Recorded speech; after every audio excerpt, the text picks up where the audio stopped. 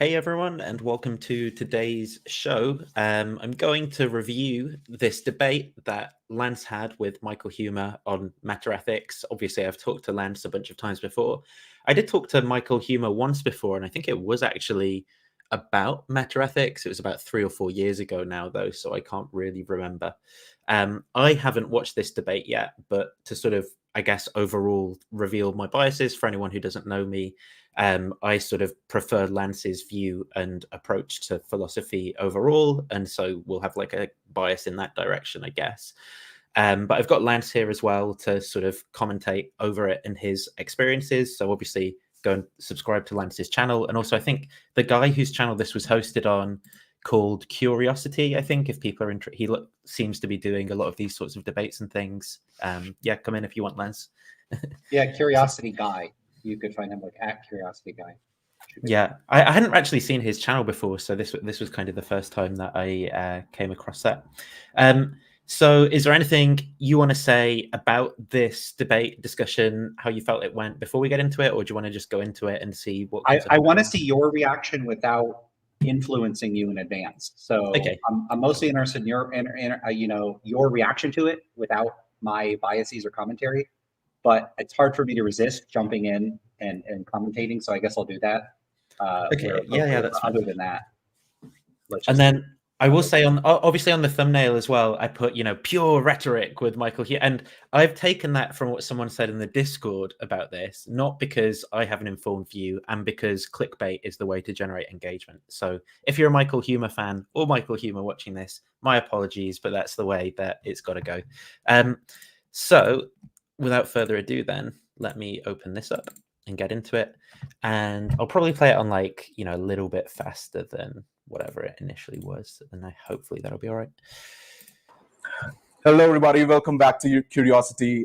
Today is a special day for the channel for two reasons. The first reason, and the small reason you can say, is that our channel has crossed 1,000 subscribers after 7 years, so that's a big achievement in my view.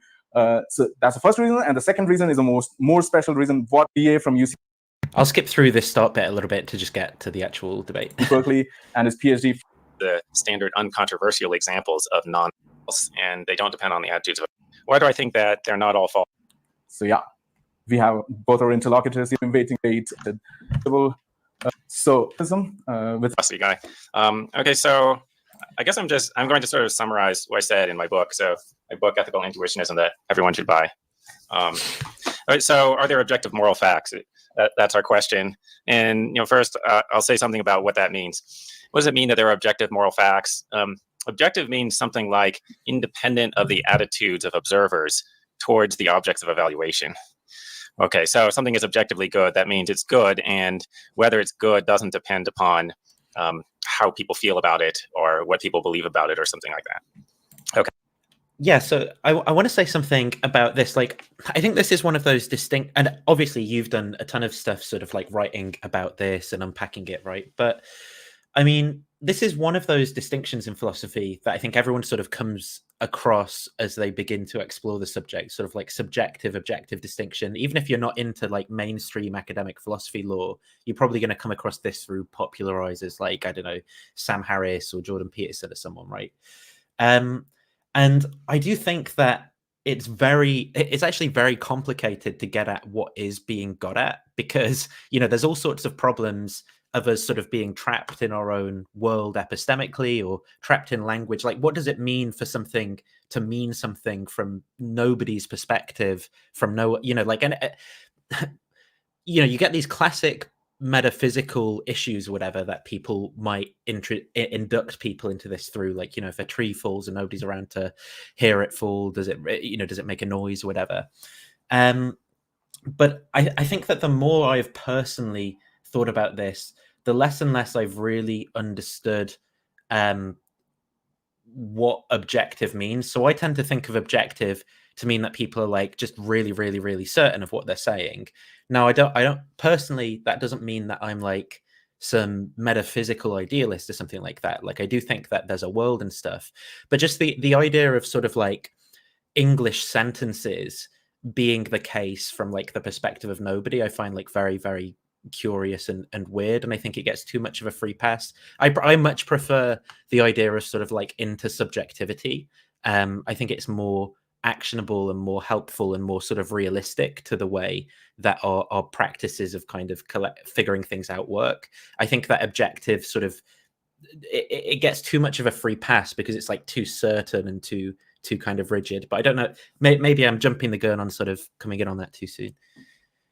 Yeah, well, Huemer is careful in his usage, as are philosophers that have been addressing this topic over the past 30 or so years. I mean, I certainly have criticisms of the importation of words and phrases that are extremely polysemous, like they have lots of different meanings, are prone to being used in ambiguous ways, and that carry a lot of pragmatic features and connotations in their ordinary usage.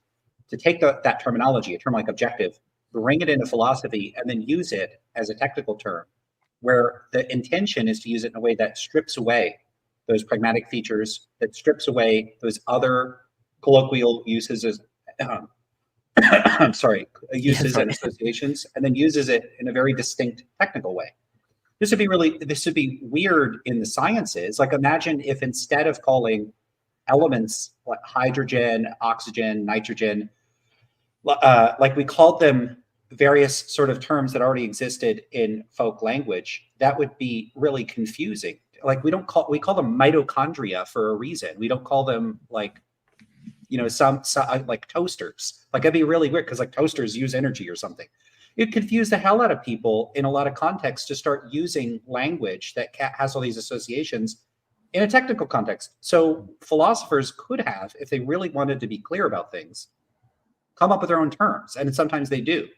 If I run up to someone and I say, "Hey, is morality objective?" they might think that they know what I'm asking them. But if I ask them, "Hey, do you think that there are irreducibly normative stance-independent facts about about deontic sentences, or like such as murder is wrong or something like that, or you should not murder?" They're not going to know what the hell I'm talking about because I'm using too much technical terminology there. So I don't know why philosophers do this. But as far as the folk view of objective, like, it's used to be like unbiased, measurable. It sometimes expresses some type of certainty. It's sometimes used to mean like absolute or without exceptions. It has so many uses, and some of those even overlap with certain philosophical uses. And the worst part is philosophers themselves have not even been consistent with this terminology. They use objective in different ways too. I think one of the reasons I find it a little bit weird and suspicious, like maybe the kind of like initial way that people mean it, is, and this is a point that I've seen you raise in discussions about metaethics too, is that I'm never really clear. I'll say I don't know what you mean by that, and they'll say, look, if nobody was around, would like proposition be true or something? And then there's like a number of things they might be asking me there. Are they asking me relative to my context of evaluation now, imagining nobody around, do I think some sentence is true? Well, yes, but then that's not the same as nobody being around. That's me evaluating it in my context. And then there's like relative to the context of evaluation where nobody's around, is some sentence true? It's like, well, then there's nobody for words to mean things and for sentences to evaluate. And so I'm not exactly sure what I'm even supposed to be imagining, because if I'm imagining it, then I'm sort of putting a person and an evaluator in that. So I find that like there's just so much weirdness and nuance in this concept of objectivity that I have a hard time kind of buying it from the get-go personally. But obviously, people are probably thinking like, look, you've hardly let him even introduce his point, so I'll let it play, and he can do that. Okay, so I think there are objective moral facts. So what are the alternatives? Okay, so if there aren't any objective moral facts, then it could be that all moral statements are false. Or if they're true, it could be that their truth depends upon the attitudes of observers towards the things being evaluated. Or it could be that they're neither true nor false. And so I just want to say, I don't think any of those things are the case. Right? So if none of those is the case, then there are moral truths and they don't depend upon observers, so there are objective moral truths. Okay, so all right, so why do I think that they're not all false? Well, for example, I think you shouldn't torture babies for fun. If you have a baby, you shouldn't torture just for the fun of it, right? And that's partly because I think. So I know that this is the one thing someone could say to trigger you the most in the world. And I think I agree with you about this as well, that it's not an entailment of any of these meta-ethical views, like what your first order ethical view should be, right? So you could obviously believe that or not believe that, and what we're trying to do is provide an account of what's really going on when people use ethical discourse, right? But well, it depends. There's some nuance. There are some views where you could sort of like, infer maybe a little bit more about people's first order views. But in general, like bog standard sort of like realism and bog standard sort of anti-realism are sort of leaving ethical discourse in place and saying, how do we account for what's really going on here metaphysically, right? And so that entitles people to any point of view on the first order claim. And so it is a bit of a kind of bait and switch to say like, well, I just buy, the plausible view that murdering babies is wrong. Like, do you deny that? And I find it very frustrating when people make this move. Like, I find it particularly disappointing coming from, someone who I take to be doing more sophisticated philosophy than sort of like, kind of bog standard Christian apologetics, right? Because this is a kind of point that Christian apologists will often make in a very uncritical, unthoughtful way, and it frustrates me. Anything you want to say on that, Lance? Feel free, or not? No, you good? Cool. Pain is bad. I think you shouldn't cause bad things for trivial reasons. Okay, but just the fact you shouldn't torture children for the fun of it is just about the most obvious premise that you could find in a philosophical argument. And in the history of philosophy, philosophers have put forward a lot of theories and a lot of premises to argue for their theories, and it's pretty hard to find a premise that's more obvious or less controversial than that one. Okay, so it seems like that should be fair. That should be a fair starting point. Don't torture children for fun. Okay, so I can hear you there as well. It seems to who? Yeah. It seems that that's a fair starting point. A starting point for like, what does he mean when he says like it's this? We could start with, it's wrong to torture babies for fun. We could start with a normative claim. Why are we starting with a normative claim? Oh, is this not a normative claim? If it's not a normative claim, then what kind of claim is it? And if it's not a normative claim, why are you using a normative claim to convey the non-normative content? Like, why use an example like that to convey some metaphysical or conceptual notion that isn't disambiguated and clearly expressed by the normative claim? I don't understand what would be the incentive to structure things this way if one's intention was to be clear to any sort of audience, maybe some philosophical audience, but to a non-philosophical audience, there's a very clear implication here. And this is something that Joyce talks about in the SEP entry, the Stanford Encyclopedia of Philosophy entry on anti-realism, where he talks about how you really have to be careful about what you're saying in a philosophical context versus what you're saying in some ordinary context. In a philosophical context, if an error theorist is at a conference and someone says to the error theorist, oh, you're an error theorist? Yes. Oh, okay. So you would affirm that the statement, it's morally wrong to torture babies for fun, is false, right? And they'd be like, yeah, of course, because I'm an error theorist. Okay, great. I've established what your position is. Imagine you run into a person on the street and for whatever reason, the conversation comes up and you end up asking them, wait, you do think it's wrong to torture babies just for fun, right? And they're like, no. But that person, that they're not just saying something about their meta-ethical view in that context. That person would be interpreted by almost everybody as expressing a normative view and saying something about their character and attitude. And I think that almost all of what's motivating hostility and opposition towards error theory, subjectivism, and non-cognitivism relies on this almost like Necker-Cube vacillation between what that statement would mean in the technical context and the philosophical context, where the error theorist is saying, basically what the error theorist is doing is responding to a special instance that's representative of their overall view, which is when people make moral claims, they're trying to describe, they're making these certain metaphysical claims. Those metaphysical claims are false. Therefore, the claim is technically false. And it just says nothing about their conduct or their attitudes or their behavior or their normative stance or anything like that. It's just a very technical thing. People mean this, they get the metaphysics wrong. But in that ordinary context, the person is like that person on the street. You'd be worried about that. You're not going to leave your children with that person. Whereas with an error theorist, if they say, yep, it's not morally wrong to eat children alive, That person is not there. Nothing about that technically carries any implication that person is going to be like likely to eat children or not care if somebody does. And so why play with the two? Why play with the two when you yourself, as the critic of the error theorist, could actively cancel out that implication? You could say, look, the error theorist thinks the statement it's morally wrong to torture babies for fun is technically false. But of course, the error theorist is not against, they're not in favor of baby torture. They're not ambivalent. You know, every error theorist I know is against baby torture. They oppose it just as much. You could cancel out the implication if you wanted to. But I almost never see moral realists actually do this. Why? Why don't they do it? So to give some praise, my co-host of Bad Apologetics, James, the other day, he did a video on a discussion between Michael Huemer and Sean McDowell on meta-ethics. And so James is a realist, but similarly, I think he got frustrated at this point being made by McDowell, and made the point that you've just made as well about how no one is sort of regardless of which position you take in the meta-ethical debate, no one's like denying these first order claims, right? So so there are at least some realists out there who don't do this, but typically what I do see is, rather, I think it's for people who are kind of looking for these knockdown arguments against the views rather than like, theory comparison type approaches. They find that there is like some crazy entailment or something that to them is obviously wrong, and that tends to just be mistaken or a misinterpretation of what the other side is claiming or takes themselves to be doing.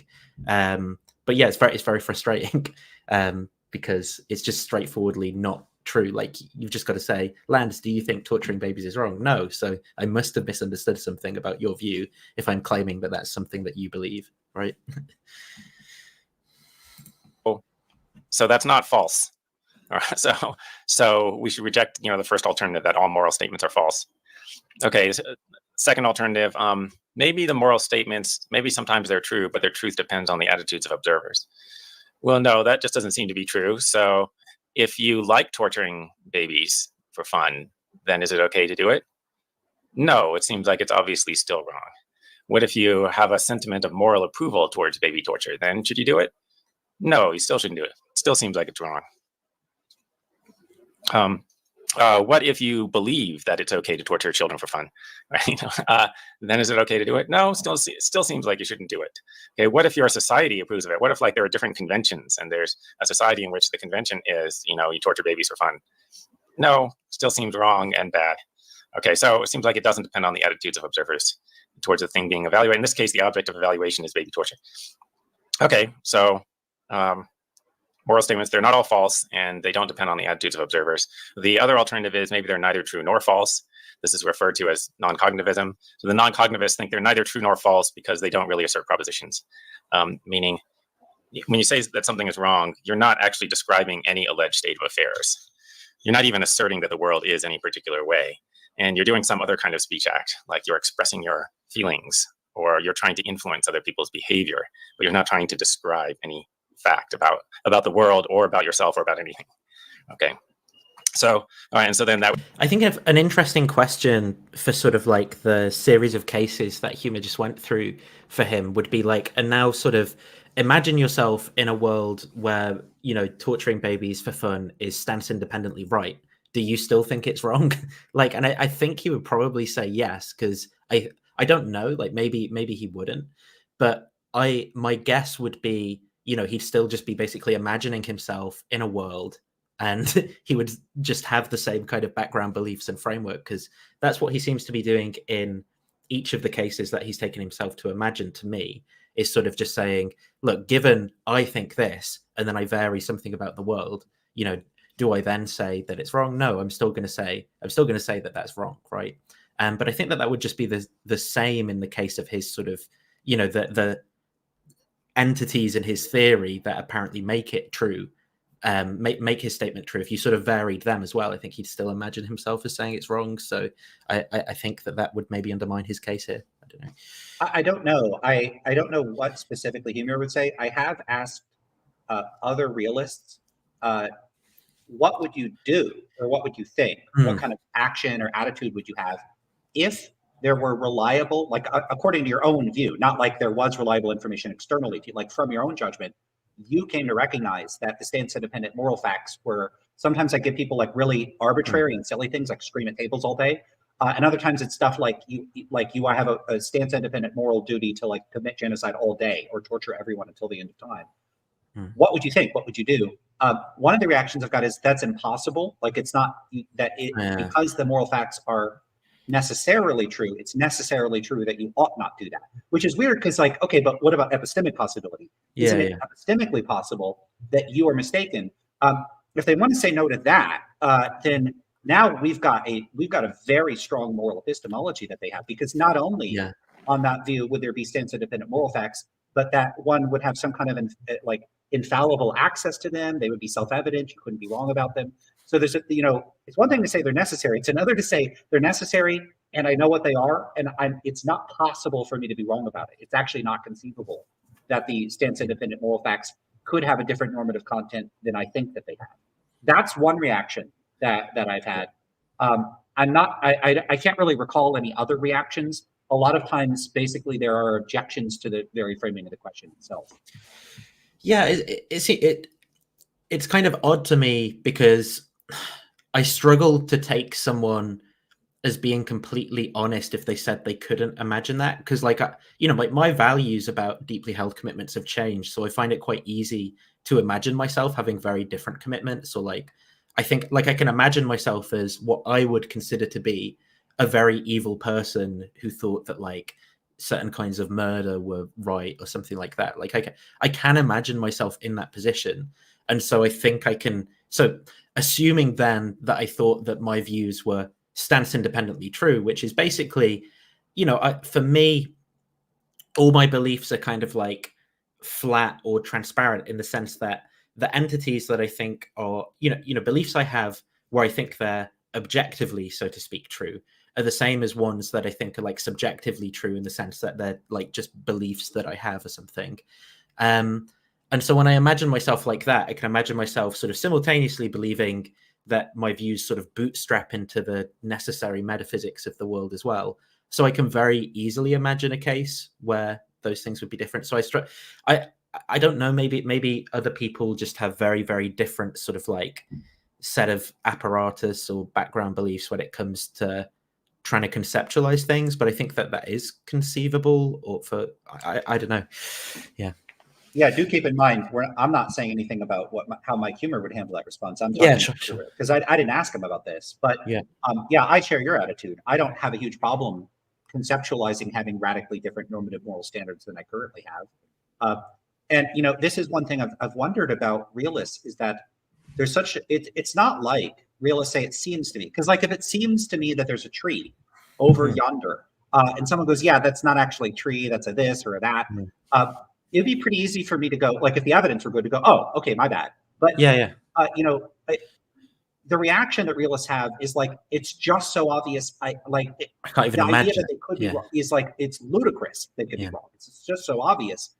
But like, they can't imagine a counterfactual where they were raised in a different culture, where they have the same seemings capacity, but it seems obvious that torture is okay, or killing members of the outgroup is okay, or whatever, like slavery is okay. Like there's all these things that they could think. They can't put themselves in the mindset to get a sense that they would just see that it's obviously okay. How do they not have that ability? And if they do have that ability and they can occupy that vantage point, I would wonder why they're not way more reserved about what the content of the moral facts are. But maybe I'm not giving enough credit to realists in that regard, because one thing you'll notice about non-naturalist moral realists is that at least many of them are hesitant to populate the body of the like really obvious or established stance-independent moral facts with anything more than stuff like, indiscriminate slaughter for no real reason other than personal sadistic delight. That's wrong. But you don't see a lot of them say stuff like abortion after the first trimester. That's obviously stance independently wrong. Or, other more nuanced or complicated cases. So even if there are these stance independent moral facts in their view, it looks like they have very limited purchase on actually being applied to specific cases outside anything other than things that they regard as relatively uncontroversial. One last note I'll make about that, though, is that I think that even that would vary if we were in the context of a, like, let's say we, like, I don't know, aliens show up and we're in this like intergalactic federation where there's radically different perspectives, or if the world had not been so homogenized, our world of Earth. It's weird. I had to clarify that I meant Earth. Like here on Earth, there's cultures today are not as different as they could have been counterfactually. It could be that with less globalization, less missionaries mucking things up everywhere, that there would be very different cultures with very, very different attitudes. And if they were all on the global stage, I can imagine realists dialing back the content even more of like what they consider the obvious or self-evident facts are. It looks to me like they're only willing to stick their necks out on things where they don't expect anybody to really contradict them on the normative facts. So there's something I find personally a little suspicious about that.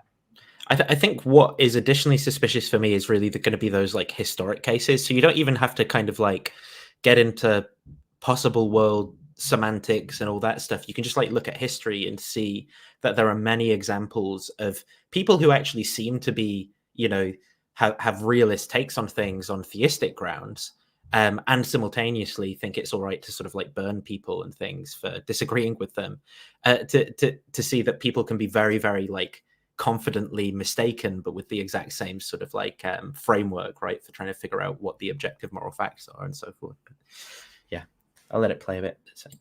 That would make them neither true nor false. So then like torture is wrong is something like boo on torture. Okay. So boo on torture is just an expression of your negative feelings about it. It's not either true or false. Okay. So the main problem with this is known as the Frege-Geach problem. So this theory could explain what it means when you just make a straight out ordinary moral assertion. You know, when you say X is wrong, they can explain that means you're expressing a negative emotion about X, right? Or you're trying to influence other people to not do X or something like that. But they can't explain what it means when X is wrong appears in a larger sentence, appears embedded in a larger sentence where it's not actually being asserted. All right, so if I say, if doing something is wrong, then getting your little brother to do it is also wrong. Okay, which seems like a correct judgment. What could they say that means? So if the word wrong is used to express a negative emotion, what am I expressing a negative emotion towards when I say that? If doing something is wrong, am I expressing a negative emotion towards doing something? Like, no, right? I haven't even said what it is that might be wrong. And I didn't even assert that anything was wrong. I just said, if doing something was wrong, if there was something that doing it was wrong, then you also shouldn't get your little brother to do it. So I haven't expressed a negative feeling towards anything, right? And you know, you couldn't have a negative emotion towards just doing something in general. All right, so they have a hard time explaining that. And it's not just that particular sentence. I find something so weird about the Frege-Geach problem as like, you know, this supposedly super strong case in metaethics. And I think it's like a very sort of abstract, weird problem, so to speak. And so the idea that someone would have a hard time accounting for it doesn't really do anything to kind of like, you know, move me at all. Because I'm like, this just seems like a really bizarre, concocted problem that no one seems to be having with language. I know, like, I know you can sort of like make it work, but I guess I just don't really find it to be a consideration that's that important for my thinking about these things. And I think that there are ways of looking at the way that the relative terms involved are used by people, such that you could, you know, have a metaphysical account of what goes on when people use those words that's not truth evaluative, but still connects to the discourse of using the words true and false in English language as well, right? And so I just don't think that there is overall here like a real problem that kind of can't be solved in multiple ways. But and then you just have to ask, well, which is the better account overall, right, for how you solve that? Right. I wanted to say something about this that I didn't say in the debate. So I end up saying, look, this does strike me as a problem for non-cognitivists, and I think some people weren't very satisfied with that because, you know, typically I'll defend anti-realist views, and then I kind of threw non-cognitivism to the wolves here. Now, that I think was, and you'll see that I do that. I think that was a sort of tactical error on my part. You know, I don't I think one should concede ground where one has legitimately lost that ground. Now, it's weird for me to be defending views that I don't even endorse, but non-cognitivists do have resources at their disposal in principle. But I say in principle because what I'm addressing here, what I end up conceding here, is only a type of non-cognitivism that is committed to the highly rigid semantic accounts of traditional analytic philosophy, where they're all committed to what Michael Gill calls this uniformity and determinacy assumption. If the non-cognitivist is like, look, moral claims as a category on analytic grounds only, and in every instance, always express only non-propositional content, that's going to run into the problem that it does, you could find instances where people are embedding moral claims in ways that don't seem to fit with that usage. You could find that empirically. If we went out, we could find people doing that. And so then what do we say? Okay, well, those are like, what? How do we account for those? So the non-cognitivists could say, yeah, those are like a few weird aberrant cases. They're not actually that common. And we get to do a little bit of cleaning up. What are those, like performance errors? Are they mistakes? Are they metaphorical? On my view of what people are doing in these contexts, they may or may not be best described as making propositional claims in some of those contexts. And if you want to be this sort of like strict, pure non-cognitivist, that's going to be a problem. But I'm not actually sure non-cognitivists need to take such a view. And one thing that's worth noting is the strategy that Huemer and analytic philosophers typically employ, which is, this goes back to what is it that we're even analyzing when we're analyzing moral claims? What moral claims? Well, when I think about moral claims, I'm thinking about the actual utterances that occur in everyday life, things people post on Twitter and Facebook, things people say. They're instances of behavior. You could actually point to them. Kind of like if we were studying violent acts, we would be studying like an actual instance of an actual person punching another person. We wouldn't be talking about violent acts in the abstract. And yet, when analytic philosophers approach these cases, they're not describing any actual instances of language. They're describing hypothetical or imagined instances of language. And then they're analyzing what those imagined sentences mean. So like how often, for instance, do ordinary people in their everyday lives construct syllogisms and present them to one another? You're not seeing people on the street going like, if it rains, I will bring my umbrella. It rains, therefore I'll bring my umbrella. No one says shit like that other than philosophers. Like very rarely. Like I can't say no human being other than a philosopher has ever uttered a syllogism in a colloquial context. They might sometimes do it, but maybe the non-cognitivist could make a case here that type of language actually is parasitic on its standard usage. The thing is, that would take taking a view of language where you're treating meaning as use. You take meaning to be something that emerges in context of usage, and that allows it to be limbered up and to vary in accord with the context of usage that people are deploying it in, where you're not taking the sentences to have some sort of meaning independent of usage.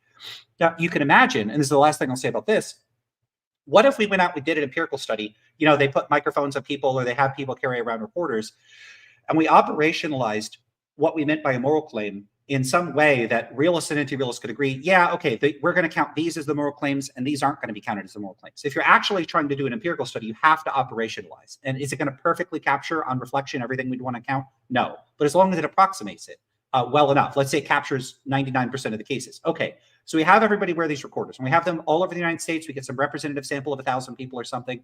We have them use it. They use it for a week. We come back and we tally it up. We have all the realists and anti-realists work together to tally it up. And it turns out 97% of the time, our best analysis of what people are doing when they make moral claims is that they're issuing imperatives or they're expressing emotions without any propositional content. And then 3% of the time, they're making propositional claims. At that point, all the armchair stuff about Frege-Geach and syllogisms and embedding, what do we do with that? Because now it does look like, as a matter of empirical fact, most of the time when people say things like murder is wrong, they're saying boo murder or don't murder. So if the empirical facts turned out that way, what are analytic philosophers going to do? I mean, one thing they could say is, yep, we were making empirical claims all along. Looks like non-cognitivism is true. And even if you can embed them in some contexts, so what? Those aren't their actual ordinary context of usage. Most of the time when people make moral claims, they're issuing imperatives expressing motion, not constructing syllogisms. So the cognitivists lose, non-cognitivism wins. Alternatively, what are they going to say? Well, because as an analytic matter, we did all these armchair tests, moral claims just are propositional. If that's not what they're doing, then they're not making moral claims. So like 97% of the time when people say murder is wrong or don't get an abortion or abortion is morally wrong or whatever, those actually aren't moral claims. Those people don't know what they're talking about. They're all confused. Or are they going to say, actually, those sentences actually are propositions independent of how the speakers were using them. So it doesn't matter what the people were trying to do. They actually have a meaning independent of their usage. I mean, none of these options would be appealing, I think, for the cognitivist. I was about to say the non-cognitivist, which is, I guess, technically what they would be. So like, it looks to me, and I thought about calling this the empiricist dilemma. If it is an empirical case, go do the empirical test. You could turn out to be wrong. The armchair analysis isn't going to work. If you insist it's not an empirical question, but the empirical data turns out against you, you're going to run into a different set of problems. And it looks like, so the empirical data looks like it creates problems for non-empiricist approaches to these questions either way. I don't know if you have thoughts on that. Yeah, I think that's a better articulation of some of the stuff that I was trying to get at, right? And I think the main part of that was in my line of thinking was that sort of amongst the claims that you have to accept to get this Frege-Geach problem off the ground is a certain sort of set of metaphysical claims about, what assertoric sentences mean and what truth aptness means. And that's in conjunction with the other parts that make up the Frege-Geach problem, right?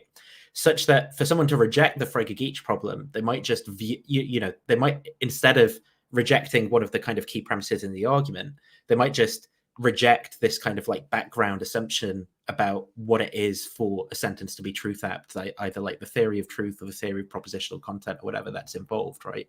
And then there sort of is no problem. You've just got a more sophisticated account of truth, or what it means, what the mapping is in language between these sentences philosophers called assertoric or whatever. You've just got a way of making it work in both cases, such that the Frege-Geach problem isn't a legitimate problem, sort of thing. Yeah, I mean, what if the folk notion of truth was deflationary or pragmatic? I mean, now how is that going to play with cognitivism? So, like, propositional claims are true or false in what sense? Correspondence sense? Because if the ordinary people aren't correspondence theorists, then how could they themselves be described as taking their positions to be true or false in the correspondence sense? They couldn't be. So when did philosophers establish that non-philosophers are correspondence theorists? Or does that not matter? And it could be any account of truth. I don't think that's going to fly. So, one thing to keep in mind is that philosophers doing armchair analysis of what people mean by some particular sentence, often, like if they're just describing a sentence and they're trying to give them meta-ethical analysis, okay, but if they're dropping in terms like true or knows or believes, they're invoking other notions that potentially have folk associations that they are helping themselves to assumptions about that could also be wrong. And if they are wrong about those assumptions, then what they're saying in this particular context might not make any sense or might not be true. And they don't. It looks like philosophers don't even seem to consider this. So plausibly, there might be no candidates that are like this. But I was thinking, for a person who isn't seeing this point, like imagine some artifact of language that you would account for under like a boo-hurrah theory. So maybe, you'd think of someone saying the statement, I bloody love ice cream or something, right, along those lines, right? And then, you could say, imagine they also commit themselves to the claim, ice cream is the best, is true, right? Well, then, if that's right, though, then I would be putting non-truth apt statements in, these conditionals, and I couldn't reason about them in this way. So we've got the Frege-Geach problem, but then you'd be like, well, hang on, something's gone wrong here, because it makes sense that language is being used in that way. And so what is it about this kind of conjunction of claims that I think is wrong? Now, obviously, someone could say, no, that kind of counter argument doesn't work for me because I don't think there are any examples of language that are like that. But I think you can be I don't know if there are any examples of language that I think are accounted for by like a boo-hurrah theory. But I can sort of just imagine myself taking that account of language and seeing it that way and resolving the tension in some way other than going, oh yeah, you've got me, my like theory's completely wrong, right? Yeah. So are you imagining cases like in like gastronomic context, the person says something like, this cake is delicious, like, and you ask them what they're doing, they're like, yeah, I'm emoting, I'm expressing. And then you're like, but we could embed this cake is delicious in a syllogism, so you can't be doing that. You're wrong about that. Like, yeah, or they take a different claim, like, so would you say cake is the best food or something? Or like, would you say like, you know, cake is really good or something, and then you're like, yeah, I couldn't embed that now in like a conditional statement because it's not, I can't evaluate it as truth apt because you really mean this yay cake thing. Yeah. Okay. I'll play. Any sentence in the English language that enables you to embed an assertion in a larger context. So there are many different constructions where you take a proposition, then you say something else involving that proposition as a smaller part of it. Okay, so it's true that P, like that's a normal construction in English where you have to put a proposition in for P. Or I wonder whether P, and then you have to put a proposition in for P. Okay, so any context in English where you have to insert a proposition, it's okay to put a moral statement.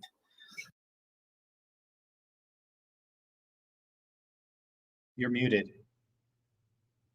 I was like, good, because I laughed and I didn't mean to laugh. That was just my reaction. But it was basically based off the fact that there were these two sentence constructions. It's true that P, or, you know, is it the case that P, or whatever it was that he said. And then he said, so for any moral statement, you know, just off of these two cases that he imagined where he abstracted a proposition to P. He just said, so for any statement, this is true. It's like, whoa, hang on there.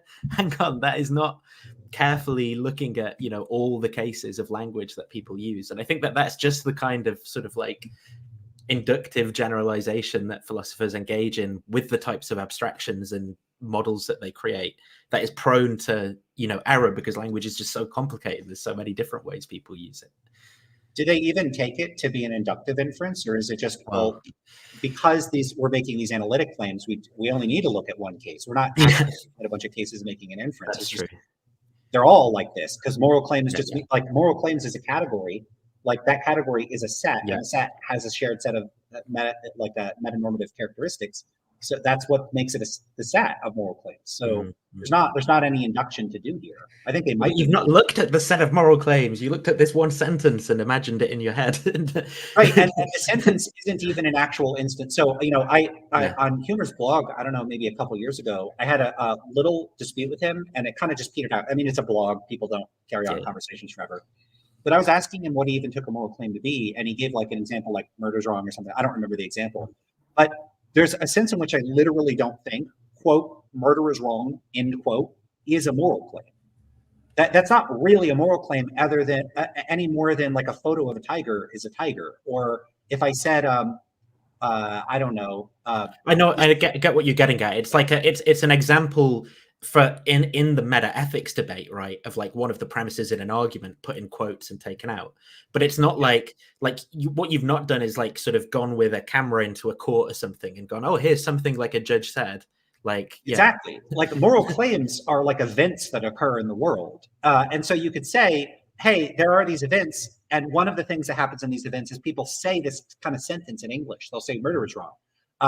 What are they doing in those instances? But that's not the data that analytic philosophers work with. They don't work with the actual moral claims.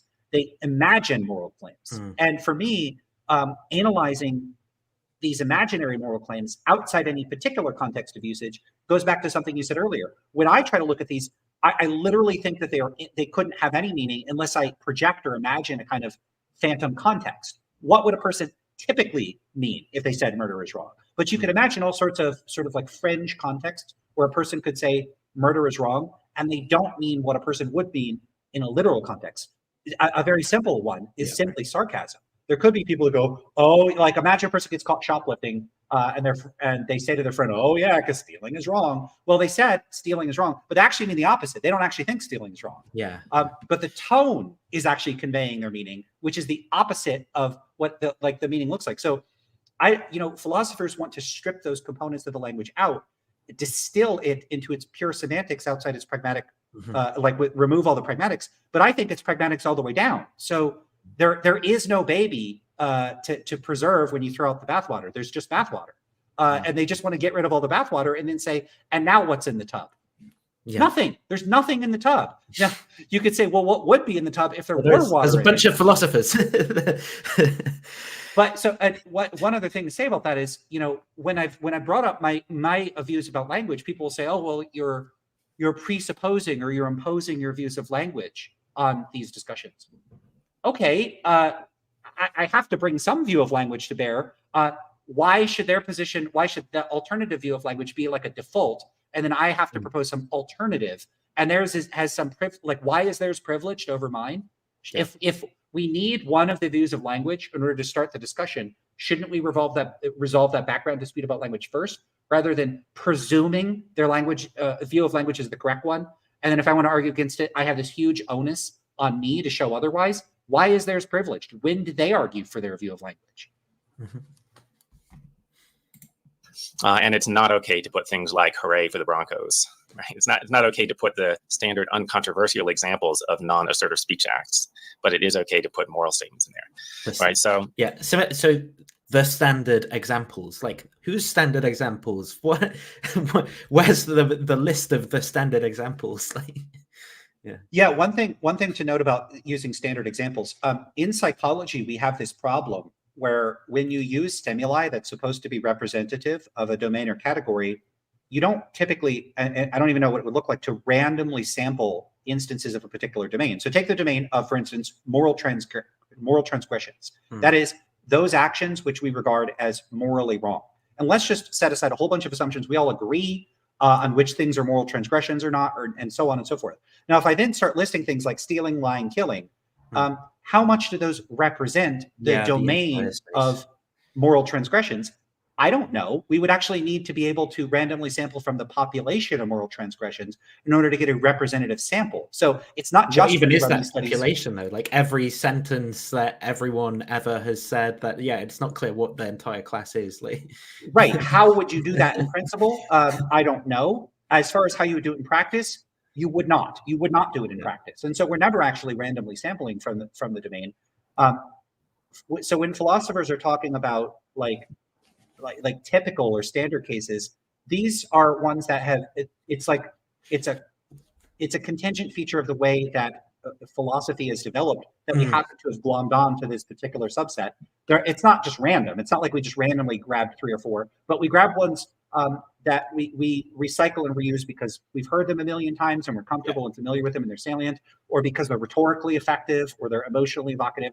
What they aren't is representative of moral transgressions. Baby torture is not representative of a standard moral transgression because not that many people are torturing babies. Or talking so about like white lies would be much more representative of actual instances of candidate moral transgressions. And yet I don't see a lot of philosophers talking about that. And imagine how rhetorically ineffective it would be to say, well, Lentz doesn't even think white lies are ever wrong. Like, okay. Or Stance independently wrong. Yeah, good point. The non-cognitivists have to explain why it just looks exactly like these are propositions in like any test that you come up with in the language. Okay, so any test that you come up with in the language where the test is my intuitions about what they mean. Right. No, the tests are all sitting in a chair and not actually doing any research. Because like, what if we interviewed people and we did extensive interviews and we trained? I'm not saying that I think this would happen, but we interview everybody, we explain that ethics to them, and then like, let's just say hypothetically, 100% of non-philosophers were like, yeah, I just use them to express my emotions. What would he say at that point? Like, the point here isn't. But then, given the standard he just set up, right, what you'd present back to him is you'd go, okay, it's all good that you just gave me all the evidence. So now let me see. Is P true? Well, that still seems like a proposition to me. You know, like, is P true? So, oh yeah, that still seems. There's something about Huemer's approach, and I never end up talking about this with the phenomenal conservative approach. Well, I talk about it a little bit.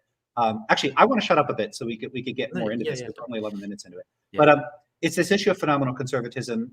As you'll see, I say in the video, one of the issues is that it doesn't really provide publicly valuable evidence. It only provides this kind of private justification.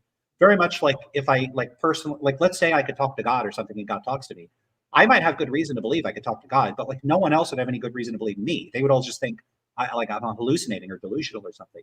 And so the kind of evidence I typically would want a realist to present would be evidence that would be available to me, even if I didn't have some sort of special faculty or intuition that realism was true. And so that's the kind of evidence I want. I don't just want, well, it seems true to me. Okay, well, it doesn't seem true to me. So why should I care? So, what does it mean to wonder whether P, where P isn't a proposition? So you can wonder whether abortion is wrong. Like that makes sense. Okay, so it looks like moral statements assert propositions. So they're the kind of. You see, I think I know what it means to wonder whether P, where P isn't a proposition in the sense that Huemer understands it because I have a different account of language and psychology and what's going on when people do this whole thing that I think I'm viewing Huemer as doing right now. That doesn't involve, metaphysical propositions about things, or, that his seeming being like a psychological faculty that attaches to a proposition or something in some way. So I think that is possible. And I think even I think, okay, maybe he's just genuinely not aware of any accounts that do that. But from my perspective, I'm aware of like my account and the rival account, and I sort of can compare them both. And I'm just very disappointed when philosophers who do this all the time, like, can't even present a rival account in one of these disputes where, there are people on the other side of it who are not just like completely insane or something, right? And go like, well, they've got something to say about this actually in response. They've been doing it a long time, full time as well. And I'm just going to compare, I have to compare and contrast the theories because there's not some obvious knockdown way in which they're wrong, right? Which is, I mean, maybe there are for some things, but it's just usually not the case when you've got people who are constantly resolving these kind of like tensions or, logical inconsistencies, whatever, in the worldviews. Like, and I don't think it's the case that there is a straightforward logical inconsistency or something. I think that there is an account, and now you've just got to compare them to figure out which one is the better one of the overall data. A thing that should be either true or false. It's not plausible to say that they're always false. And it's not plausible to say that their truth value depends upon our attitudes. It doesn't depend upon the attitudes of the either plausible. The speaker personally or the speaker society in general. It's not plausible to say. It's not, well, yeah, to you, because that's your conclusion. Yeah. Or people in general. So it looks like there are moral statements that are true independent of the attitudes of observers, so there are objective moral facts. Looks like. And I don't really know. I don't know why this is not.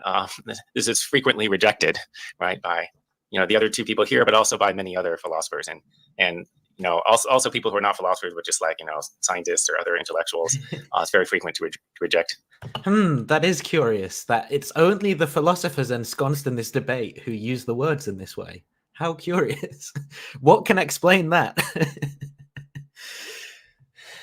Moral facts. And many people, I think, consider it incredible, right? I guess they find it counterintuitive, right? I find it Wait, that's so weird. That's actually weird, because he's now saying that he thinks that many people find it counterintuitive, but he finds it intuitive. So I'm actually very interested to see how he resolves the different accounts of intuitions then.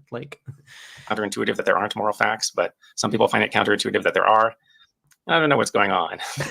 Anyway, I guess I just make some programmatic last remarks. Skepticism is very common in philosophy. When people start thinking about philosophy, professional philosophers and also just non-professional philosophers just start thinking about philosophy. It's very common for them to reach some incredibly skeptical conclusion. I'm sorry, my screen is going blank for a second there. Okay, it's very common for them to reach some incredibly skeptical, highly revisionary conclusions. And so I think there's just something that goes wrong. There's something that very commonly goes wrong in the human mind. Like when you start thinking about philosophy, that you just sort of forget the most obvious truth. It seems like it's okay to just start saying things that are radically revisionary and absurd on their face, which you wouldn't consider doing if you were in any other field. Like if you're in geology, one of the major theories in geology wouldn't be the Earth doesn't exist, rocks don't exist, there's nothing. Do you have thoughts on that? I do as well, because it seems that there's a tension in the sentences he just put side by side there, where he conceded that most people don't share his view and that it's fringe amongst scientists and ordinary people and they don't share this intuition. But then he's claiming that the revisionist and counterintuitive view for humanity is your position, which he's also claiming is the one that most people seem to share. So there seems to be some kind of tension in his thinking. Hold up, did he say most people share my view? I had the impression he just said, yeah, lots of people have. Sorry. Well, he said lots of people find my view. This is still a paraphrase. It's not exactly what he said, but the meaning was lots of people find my view of realism counterintuitive, right? But then he's also saying here that the rejection of his view is revisionary, right? And so there seems to be a tension between those two. Not necessarily, because by lots of people, he could mean 15% of people, or he could mean lots of people that. Yeah, it's not specific. Okay, it's not specific enough to really pin it down. But I think there's at least my mind's hang on, there's some kind of something's not right in that vicinity. Yeah, well, when you're talking about what most people think, this is like, it seems plausible. This is why I prefer a philosopher specify. Are they saying what philosophers think, what non-philosophers think, what people throughout history think? He's not as specific as I think would be helpful in these debates, and maybe that's from long entrenched habit because nobody has really come along and really forcefully argued again. I mean, I'm trying to be at least a bit charitable here. Yeah. Nobody's really come along and challenged the presumption among many realists that their view is commonsensical and intuitive and obvious, and that most people speak, think, and act, at least in some implicit way, like realists. This has only happened, like, how many people in the literature are doing that? Not that many. Or at least not in any way that's, I don't know what's going on with that.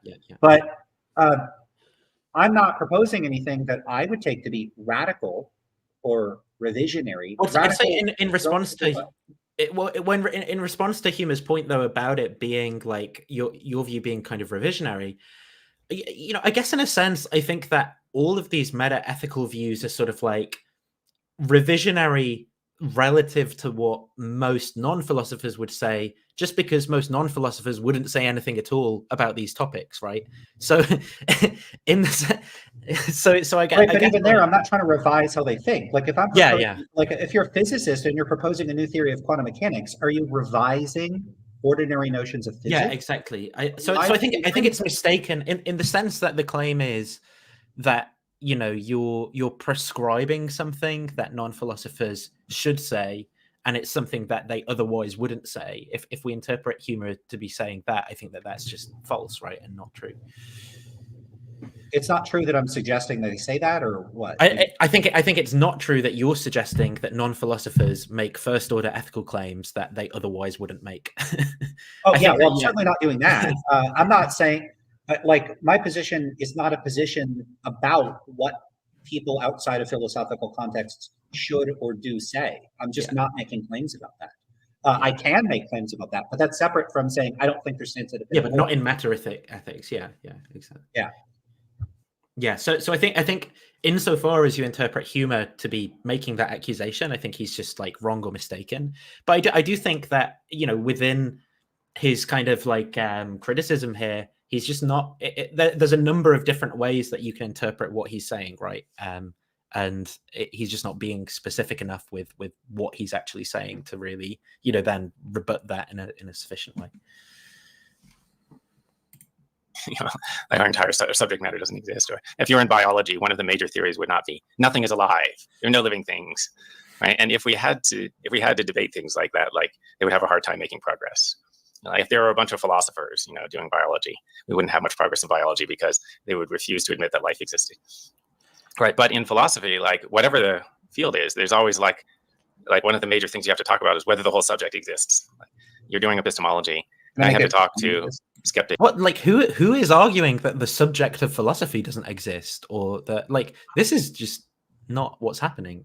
I think he's implying that anti-realists don't think morality exists, and you know, this is the title of Spencer Case and Matt Lutz's book, "Is Morality Real?" And you know, I read the book. There are many elements of the book that I like. I've recommended it to a few people because I like to see you know, a friendly exchange between a realist and an anti-realist. But I don't like the title of the book, "Is Morality Real?" Because the implication is that if you're an anti-realist, you don't think morality is real. Of course I think morality is real. I just don't think that its realness involves stance-independent moral facts. And it often seems to me like realists seem to think that unless you think it's real in the way that we think it is, you don't think it's real at all. And that's just, you know, it's like, you know, I actually wrote a blog post about this where I have this allegory where it's like Jack and the Giant Beanstalk. Someone comes up to you and they're holding a handful of beans and they say, look, here I've got a set of magical beans. Do you agree that I am holding magical beans? And if you say, well, no, they're like, oh, so you're denying that I'm holding beans? You're like, no. I know you have beans. I just don't think the beans are magical. And they go, okay, but it's a non-negotiable feature of the object that I'm holding that it is magical. And so if you deny the beans I'm holding are magical beans, you're denying that I'm holding anything at all. That's absurd. And of course I'm holding beans. And so you're an idiot if you deny that. And so it's not allowing the person to say, I think you're holding a thing. It is beans, but it doesn't have the property of being magical. I think morality is real, but I don't think it has the property of being stance independent. I'm allowed to have that position. My position isn't beholden to or like has to fall within the structure of what realists would consider real or not. It's like, and I call this the halfway fallacy, the presumption that I'm allowed to reject realism, but I'm not allowed to reject that morality would only be real if it were real in the way that realists think it's real. Well, no, I reject that too. Yeah, I've not clearly articulated in my own head exactly what I think is going wrong, right, from with like Huemer's point of view here, but it's definitely something in his meta philosophy to do with the way he conceptualizes what philosophers are doing, and there's some kind of sort of like mix up between the explananda and the explanations, right? Whereas from my point of view, in my meta philosophy, there's like a very sharp, distinct difference between the world is sort of all left in place, and then what we do as philosophers is we ask questions about things that we take to be happening, and maybe we even ask questions about our sort of interpretations of those things and the data and stuff, so it can get a little bit weird. But like in general, we're sort of in the project of trying to explain things, right? Whereas I think from Huemer's perspective, those things are a bit more kind of like tangled up, and that's why the metaphor gets a bit weird. So like the correct metaphor in the sciences, from my point of view, would be, I don't know, you'd look at experimental data like double slit experiments and so forth, and you say, well, how do we interpret that? And on one side, there's someone saying, well, it's purely, an epistemic problem of whether something is a wave or a particle, or on the other hand, you might have like these other interpretations where it's like, no, it's ontologically real or whatever, and that is the dispute. But what you don't dispute about is whether the experiment happened or not. And similarly, in the case of metaethics, we don't dispute, like, it's not, your position isn't that like people never use the word right or wrong in English as they go about their daily lives or something, which he seems to be implying. Yeah, I'm a moral psychologist. What do you think? I don't have a subject matter to study. Like, I study morality as there are aspects of our judgment which you could call moral judgments. So we could do research on moral judgments. We could do research on how people use moral language. We could do research on moral institutions. We could do anthropological, psychological, sociological, neuroscientific research, all engineered towards operationalizing moral terms and concepts into some sort of empirically evaluable phenomena and then studying it. And of course, I think we could do that. So of course, I think there is a sense in which morality is real, and it's a perfectly ordinary, conventional, everyday sense that I don't see anybody reasonably disputing unless there's some sort of like really hardcore skeptic about everything. So my view isn't that radical. Like, of course, I think people make moral claims. Of course, I think things matter to people. Of course, I think that we have moral institutions. Of course, I think we engage in moral judgment reasoning. I just don't think any of that involves anybody accessing via a special faculty, special, either conceptually really, I don't know what to say about it, but yeah, entities that are stance independent but true and false, like linguistically or something. Yeah, you don't have to have that particular view in order to think morality is real. Like, you just don't. So whether or not I personally find those sorts of views conceptually confused or metaphysically like unacceptable for some sort of, because they involve metaphysical commitments I don't share, why would that mean I don't think the thing exists? Like, do people that do people think that people that are not Platonists about mathematics like don't think numbers exist? Like, you show them a bill that they have to pay and they're like, I can't pay that, I don't believe in numbers. Like, that, how bizarre would that be? Like, no, but I'm sorry, I'm a nominalist, numbers don't really exist, they're not real, so I don't owe you any money. Yeah, so you ask them how many children they have and they're like, there's no way to answer the question, numbers aren't real. I can see a commenter who I think has still sort of misunderstood this point, but I think this is a good opportunity. Maybe there's a way in which we've not articulated this so they've said, I think this is intentionally obtuse. Ignore the moral accusation. If morality is stance independent, if you don't believe it's stance independent, if you don't believe in stance independent moral facts, morality isn't real. Well, I think that this is an equivocation on the term real, right? Because in the one sense, real is being used to mean a realist theory. And I think that this is an unfortunate artifact of, rhetoric within philosophy, right? If you look at the way that people carve up their positions, some people have called their positions, realist, and some people have called their positions anti-realist. And that has a rhetorical force because it's like, well, you're saying it's not real, I'm saying it's real. It's kind of similar to in politics, if someone wants to propose a certain type of tax and then you call it the death tax, it kind of has like a negative connotation. But the sense in which we're talking about real, right, is the explananda, like as in people, there is discourse within which people use these moral terms, right? Now that is real, and what we mean is that exists, that we observe people doing that those sentence constructions and things exist. And then the other sense of the term real is to do with, there are propositions which are truth apt and about facts in the world, stance independently, or something like that. And so that's just like an equivocation on real. And so it would be perfectly consistent to say, if there aren't stance independent moral facts, then, morality isn't real in the realist sense, but morality is real in the sense of, the phenomena that we're trying to explain is real, right? So I think we just have to be clear about that. And I think that, as for people doing philosophy, where philosophy is supposed to be about thinking carefully about these things, we'd want to disambiguate in that way and not sort of, let the fuzziness of language lead us into a bunch of false thoughts around this topic here, right? Yeah, there's another issue. Can you bring that post? Yeah. I lost it a little bit, but yeah, got it. Note this part here. If morality is stance independent and you don't believe in stance independent moral facts, morality isn't real. Now, what's interesting about that is the last part, morality isn't real, because the accusation is that I believe morality doesn't exist. But let's say I believe I believe some anti-realist conception of morality is real.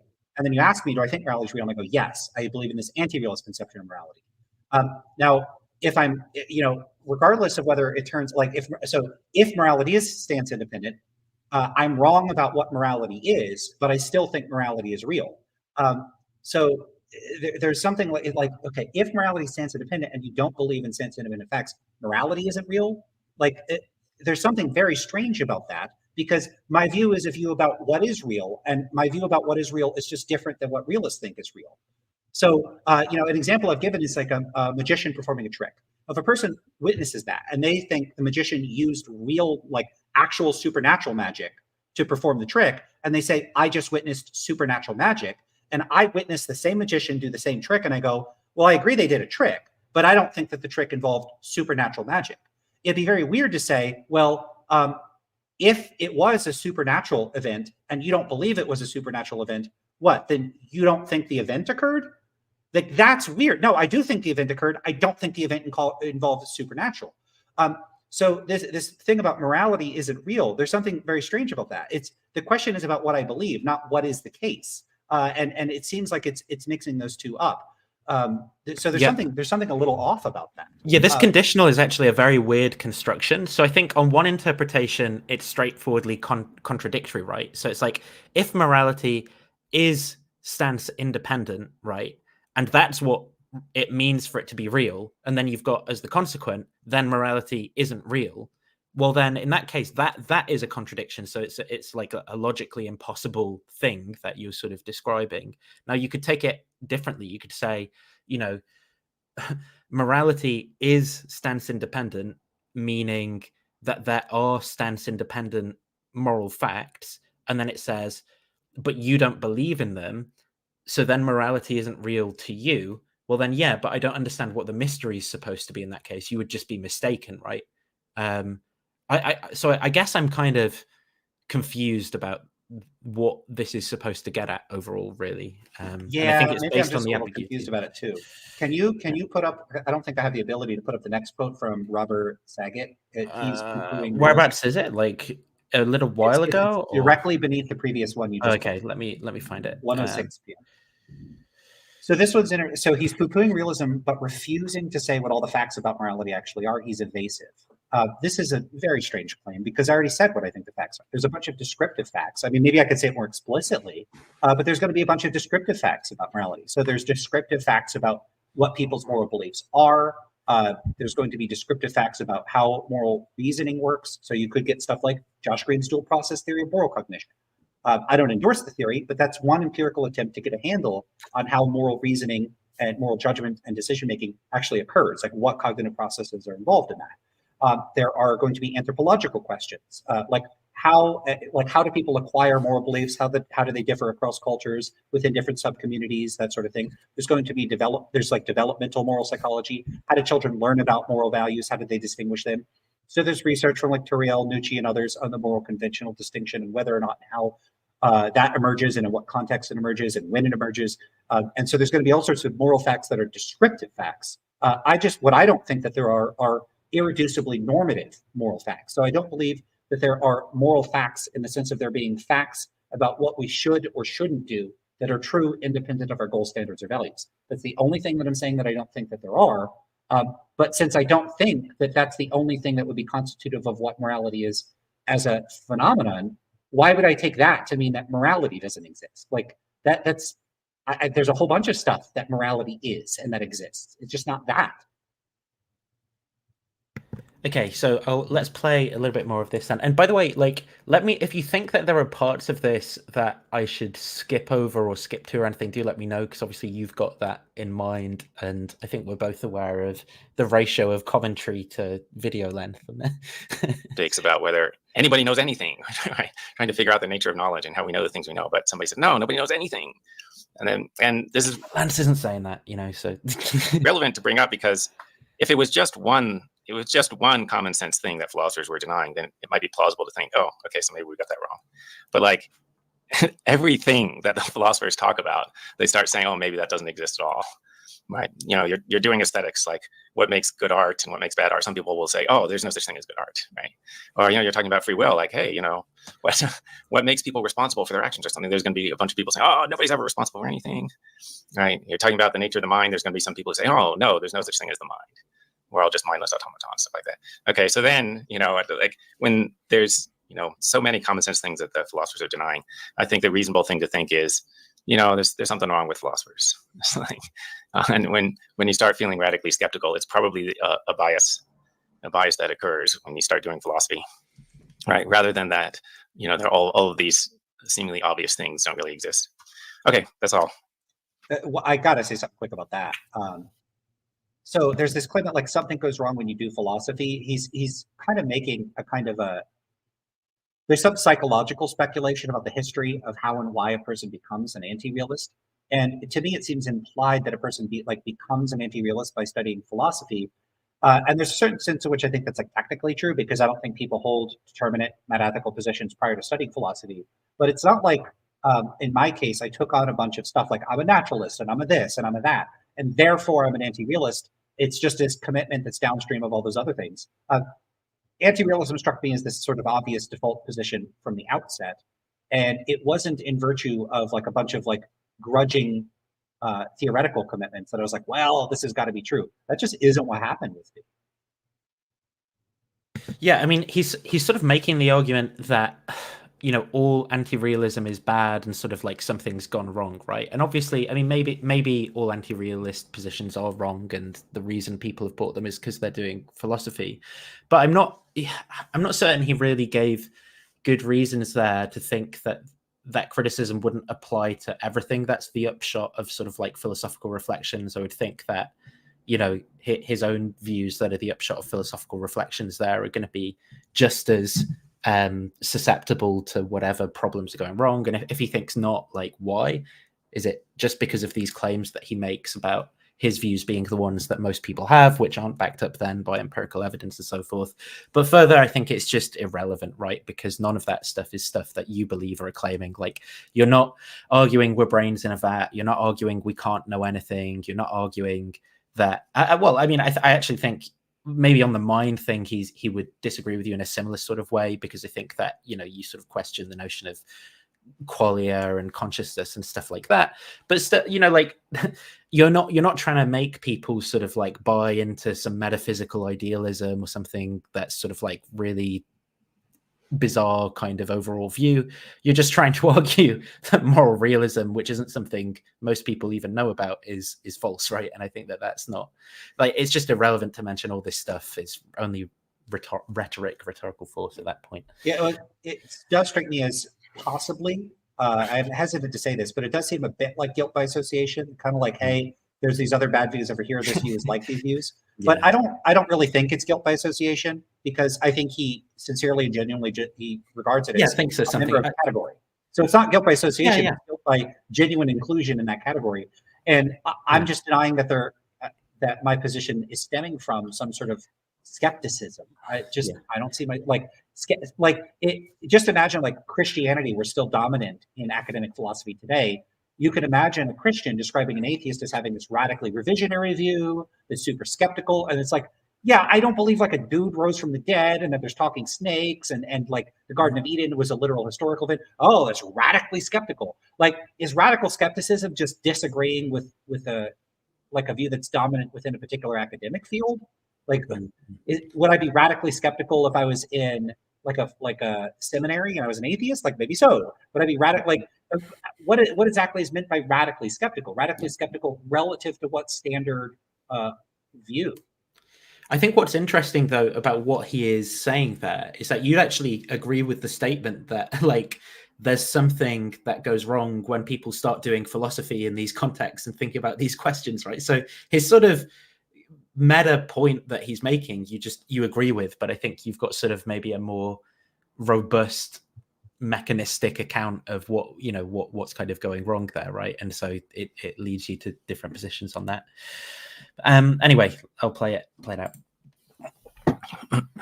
Thank you. 11 minutes for that. Start with that. Do you want me to go through your opening statement, Lance, or do you want me to skip through? It's got to be a lot of stuff I've already said. Yeah. That's what I was kind of thinking. So maybe. I don't know. Do you want to play? I don't know if people can handle like extra speed. Should we play quickly? I don't know. yeah, I can say. The last thing that Mike Huemer said about these like revisionary views that are absurd on their face, these radically skeptical views. I just completely outright deny that moral anti-realism is in any sense revisionary or radically skeptical. And part of the reason I deny this is because I deny that moral realism is a common sense position. In order for moral realism to be a allegedly common sense position, it would presumably need to be a position that is widely held among non-philosophers. However, I take the question of whether moral realism is widely held among non-philosophers, or at least whether people have realistic intuitions or speak or act in ways that reveal some sort of implicit commitment to realism, to be an empirical question. And that's what I do research on. So my area of specialization is the psychology of meta-ethics. And what I worked on in my dissertation was a question of, are most people without formal training in philosophy? Okay, nobody's going to understand. And the conclusion I came to was, slow this down. Yeah, you think it's too fast? I can do 2 times. Skill issue. No. Let's try 1.5. No, that's not going to be too much. It's think 1.5. Okay, let's try 1.5. I think you're probably right. I don't know why I'm able to listen to it fast. Maybe I just like don't listen to the points because I'm a low information voter. Is my Probably not. That does not mean that I think most of them are anti-realists. What I endorse is a position called folk metaethical indeterminacy. I don't think non-philosophers have realist or anti-realist intuitions prior to exposure to philosophy, nor do I think they speak or act in ways that determinately fit with a realist analysis of how they speak or think or act. And rather, I think that there's no need to attribute any presupposition of realism or anti-realism to how they think or how they speak at all. One analogy that Michael Gill gives in the paper Indeterminacy and Variability in Meta-Ethics is that when we look at people commonly making use of numeric talk, mathematical talk, there's no particular reason to project or impose on them the necessity for them to endorse Platonism or anti-Platonism about mathematics. I think very much the same thing about ordinary. I am going to comment on this point that you're making, which is that whilst I agree with the point, it may not work with someone like Huemer as like, something he would agree to against his position, because he might think that the best way to interpret the statements people are making is in terms of some mathematical realist account or something like that, right? Do you know what I mean? Yeah. So what I agree, but if someone has sort of like reached this overall level of consistency, then it will be hard to find those examples that are like counterexamples to their theory. There's a reason that I typically give a different example, and it's the example I actually start my dissertation with, and that is built into the title of the dissertation, Schrodinger's categories. Is I start by describing 2 people that are planning a barbecue, and they have a disagreement about what the weather is, and one of them responds by saying like whether it's going to rain or something and they'll have to cancel the barbecue. And one of them ends up saying this like Copenhagen thing, like, well, whether there's going to be a barbecue is going to turn on these facts that are random and unpredictable. And so fundamentally, we don't know. And then the other one says, well, no, actually what will happen is that quantum events will prompt the universe to split into different universes, some of which it rains and some of which it doesn't. And so we're definitely going to both be in a world where it rains and it doesn't rain. And I say, like, when you look at this conversation, this is obviously ridiculous. No one would ever talk this way because nobody actually has, like, most non-physicists don't have commitments about how to interpret quantum mechanics, and it's not a feature of everyday discourse. And I do have a study related to this where I looked at whether non-philosophers have views about quantum mechanics. They don't, not typically. But my point there is that, okay, well, what about when people make causal claims? Are they required to endorse like a hidden variable view or Copenhagen or something like that? No, that's silly. So maybe I should have used that example. So it's a fair point. moral discourse, that we don't require any particular commitment to realism or anti-realism. So there's a few more things I could say about this. One is that empirical research on how non-philosophers think about the question of realism or anti-realism is in its early days. Perhaps the most seminal work was a paper by Goodwin and Darley from 2008, so not that long ago, less than 20 years ago. There were earlier papers, 2003 or so. There's Nichols and Foltz-Bennett that looked at this, whether children are realists or anti-realists.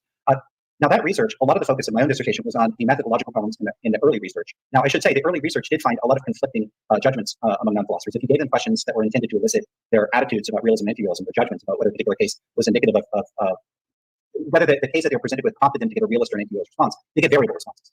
However, Thomas Polzler, Jennifer Wright, and quite a few other people, James Beebe, started to note that people who have just joined, the reason he's talking fast, we've got it sped up just because obviously Lance is here providing commentary, so we feel there's not a bunch to be gained sort of dwelling on everything he's got to say. It's going to be kind of what he's already said, so we'll hopefully get through that quick. there were empirical issues with this research, and subsequent more rigorous methods have started to sort of peel back some of the methodological problems with those early Opening studies. statement. And this culminated in a paper that is probably the most rigorous to date, a paper called Anti-Realist Pluralism by Polzler and Wright. What they found there, at least among participants in the US, is that when they removed some of these methodological problems, they found that a substantial majority of the participants, about 3/4 across multiple different measures, tended to provide anti-realist responses to these sorts of questions. Polzler has collaborated in subsequent research with people to evaluate people in other countries, and they have continued to find that when you employ these better methods for evaluating people's responses to these questions, you get predominantly anti-realist responses. Now, do I think that means that most of these participants are anti-realists? No, it does not. But what we don't find is clear evidence that most people are realists. The way I've interpreted this evidence is I started looking at how people interpret these questions. And what it looks like is that the vast majority of non-philosophers do not interpret questions about meta-ethics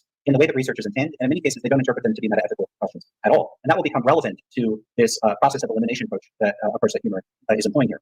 The issue here is that when you ask people questions about meta-ethics, they often interpret them as questions about their normative moral standards, or they interpret them as epistemic questions about what people are in a position to know. I don't have time here to go into detail. I did do an interview on Joe Schmid's channel, Majesty of Reason, where I went into some of the details about some of the methodological issues of this research. Now, from looking at the data, how I interpret it is that the reason non-philosophers give inconsistent replies and appear to interpret these questions in ways that don't comport with the researcher intent of these questions, which is to elicit realist and anti-realist intuitions, is that they don't know what they're being asked because they don't have these concepts and they don't employ these concepts.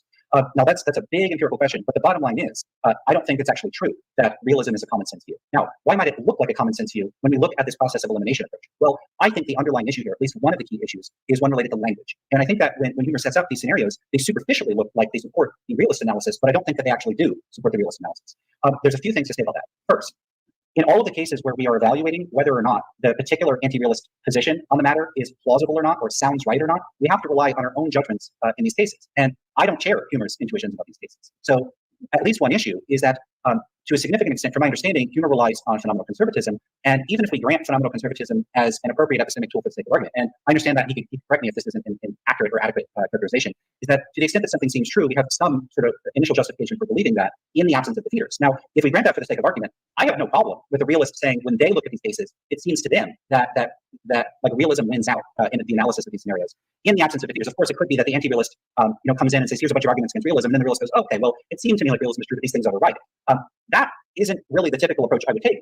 Rather, when I look at these cases, I don't have the realist seemings in the first place. And so that already puts us to a certain degree at an impasse unless we move past those fears. Part of the issue I have with phenomenal conservatism is a couple of them. One is that at best, it only appears to provide, at least mostly, private justification. It doesn't provide justification in a way that is sort of publicly available to others. An example that I've given when I've discussed it before is, suppose I was wandering through the woods and I run across Bigfoot. Now, do I think Bigfoot exists? No. But suppose I did run across Bigfoot. I spent a whole lot of time hanging out with Bigfoot for like a week. Well, I would have the reason to believe Bigfoot existed. Like, let's say, I don't do drugs. I have no reason to think I was drugged. I'm with Bigfoot for long enough that, it's really implausible this is a dream or I'm hallucinating. I don't take a radically skeptical view that, like, you could always be hallucinating. It's so implausible it could be Bigfoot. So in that position, I was saying you're absolutely justified in believing Bigfoot. But once you left the woods and started telling other people I ran into Bigfoot, they would have no particular good reason to believe you, no matter how good your testimony was, unless there were independent means of corroboration. So when a realist says that they have realist seemings, fine, I'm happy to grant that, but I don't have those seemings. And so then there's a question of, like, whose seemings are stronger here, or we have to start turning to the... I'm going to comment on this point you're making as well, Lance, because I remember, like, maybe 1 or 2 years ago, where almost every other day you made a Facebook post about not knowing what people meant when they had realist seemings. And I think at the time, I don't know if I was so on board with you, but I think your reading your various sort of rants on this has changed the way I've come to think of it. And I know, when I reflect on where I would use the word intuition, where other people use the word intuition, I sort of like consult my background knowledge or what seems true to me or something like that, right? I mean, I have like beliefs that I have, things I would say I believe that, whatever. And then it seems like there's sort of an additional claim alongside any belief, like a realist interpretation of that belief or something. So like, you know, that seems to be another belief. And then I just think that that's true or false. But my seeming or whatever, my intuition with respect to realism just seems to be like a first order belief about realism, but it isn't connected to, because of, you know, the distinction that we've already sort of articulated that we have between the first order moral discourse and the other one. Like, my intuition about whether or not I think murder is wrong for me is just completely disconnected from my intuition about like realism.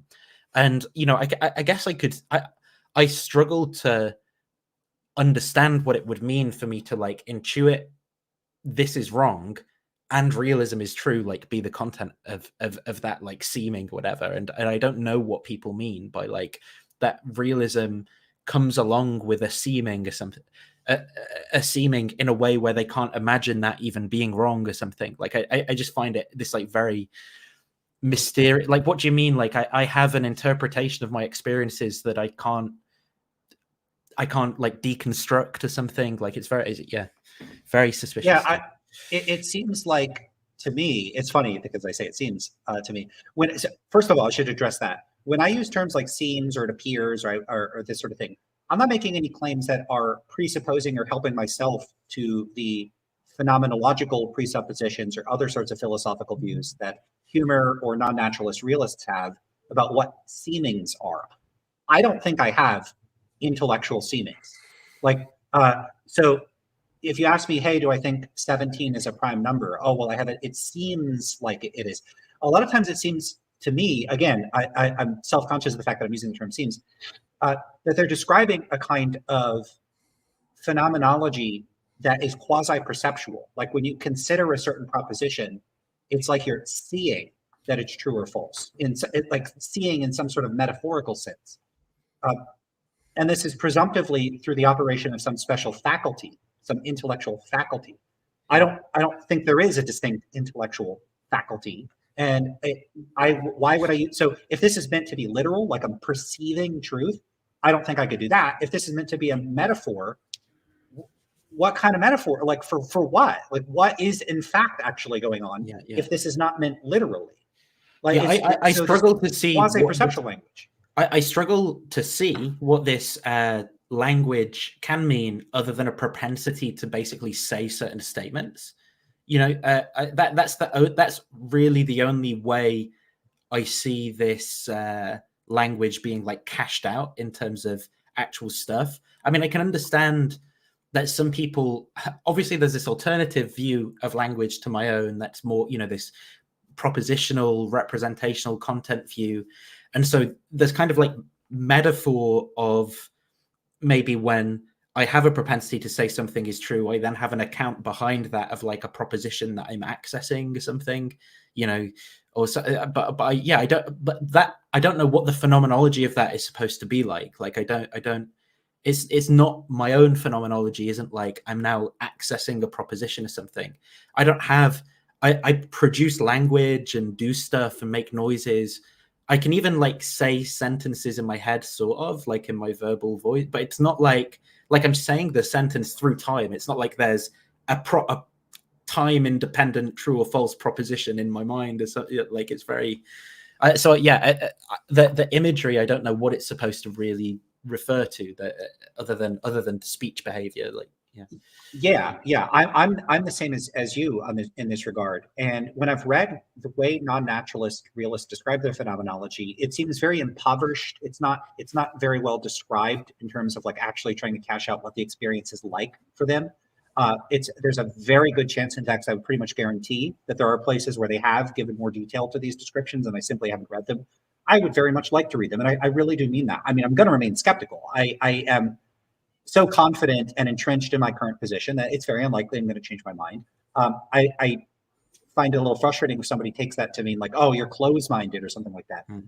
Yeah, I'm pretty entrenched on the Earth not being flat. Does that mean I'm so close-minded that if someone actually presented good evidence, I'd refuse to accept it? Of course not. Well, if I had a flat earther here, Lance, actually, they would say, they'd be like, yeah. Right, they might say that. But of course you're going to say that if you're super convinced of a position that another person is super convinced it's not true. So it's just that I'm very confident that it's false and that no one's going to present good evidence. And those often go hand in hand. And it's the same. It doesn't mean you wouldn't listen to it and change your mind if it was right. good evidence. Right. It wouldn't mean that I would say I refuse to listen. It wouldn't necessarily mean that I would be so biased and so severely vulnerable to motivated reasoning that I would be incorrigible. I don't think I would be. So when people say if you're biased or there's motivated reasoning or you're not open-minded, if they want to say I'm skewed in ways that go beyond the intellectual merits of the position towards my current view, of course I am. Everybody is. That would be a trivial thing to say. It's only a matter of degree. Anyway, the other thing I wanted to say about the phenomenology here is there's a lot of stuff to me that strikes me as super weird about it. Like their phenomenology involves counterfactuals. Like this seems like it would be wrong even if I thought otherwise. How the hell can that be part of your experience? Well, I mean, my take on this is basically like, this is, again, the analytic philosophy's obsession with like propositional semantics and like modal semantics, right? And like, so the biggest works in analytic philosophy are like, like Kripke's works and things like that. And there seem to just be like these models of interpreting statements about possibility and things and truth aptness and so forth that a lot of philosophers just accept uncritically and then build like a mental model of what's going on when that type of language is used, that I think is just so much different to that if you look at it through the perspective of like a linguistic framework or something. Like what's going on when people talk about causation,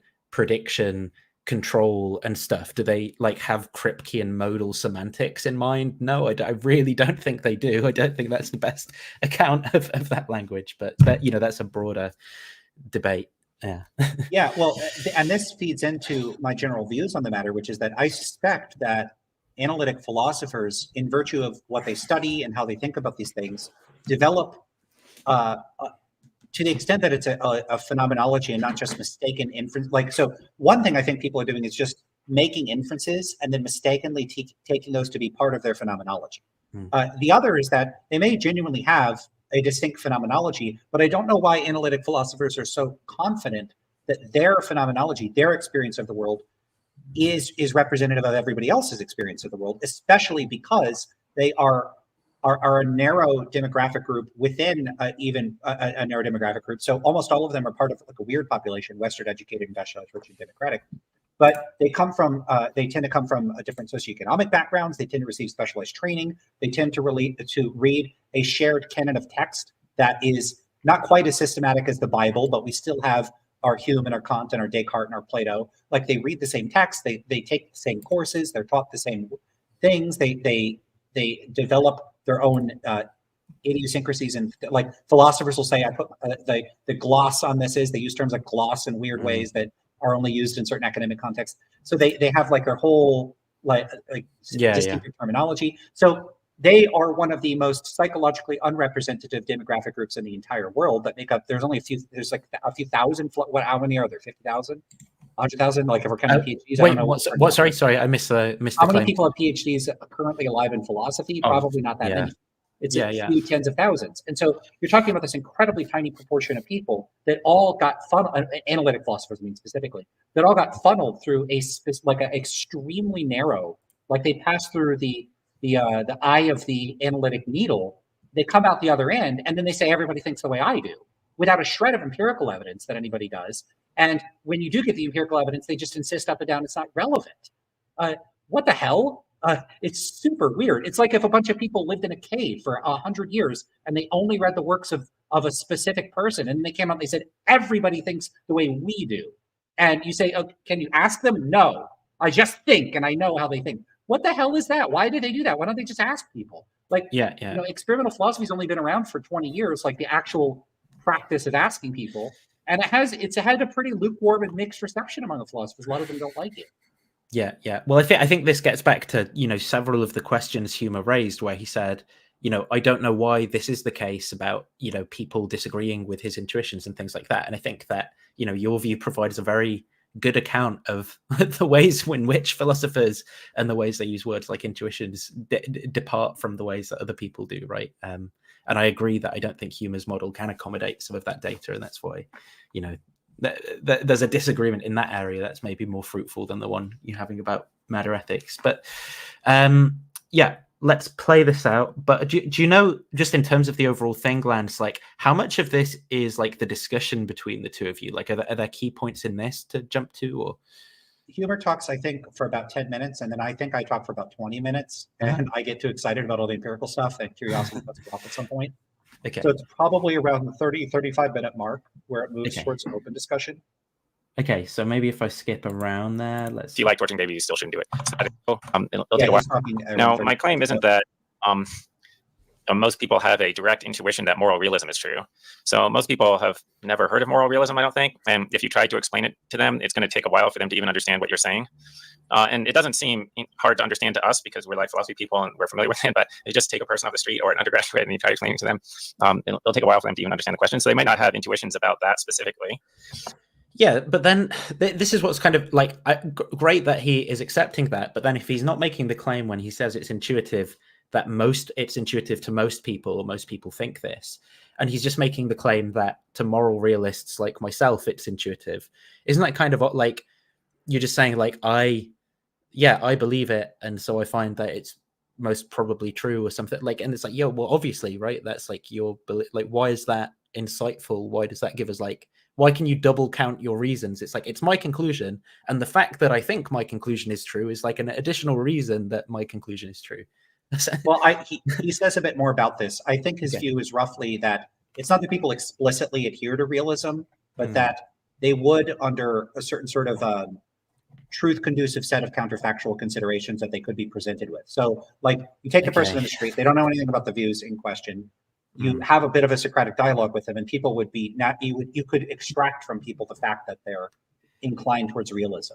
I think isn't that just an empirical claim though? Again, right? It's like, well, you could make the prediction, but I don't think you're warranted strongly believing it until you've actually put people through this set of tests that are supposed to derive their view about what they think about these things, right? But yeah, obviously I think that. Empirical question, what would happen?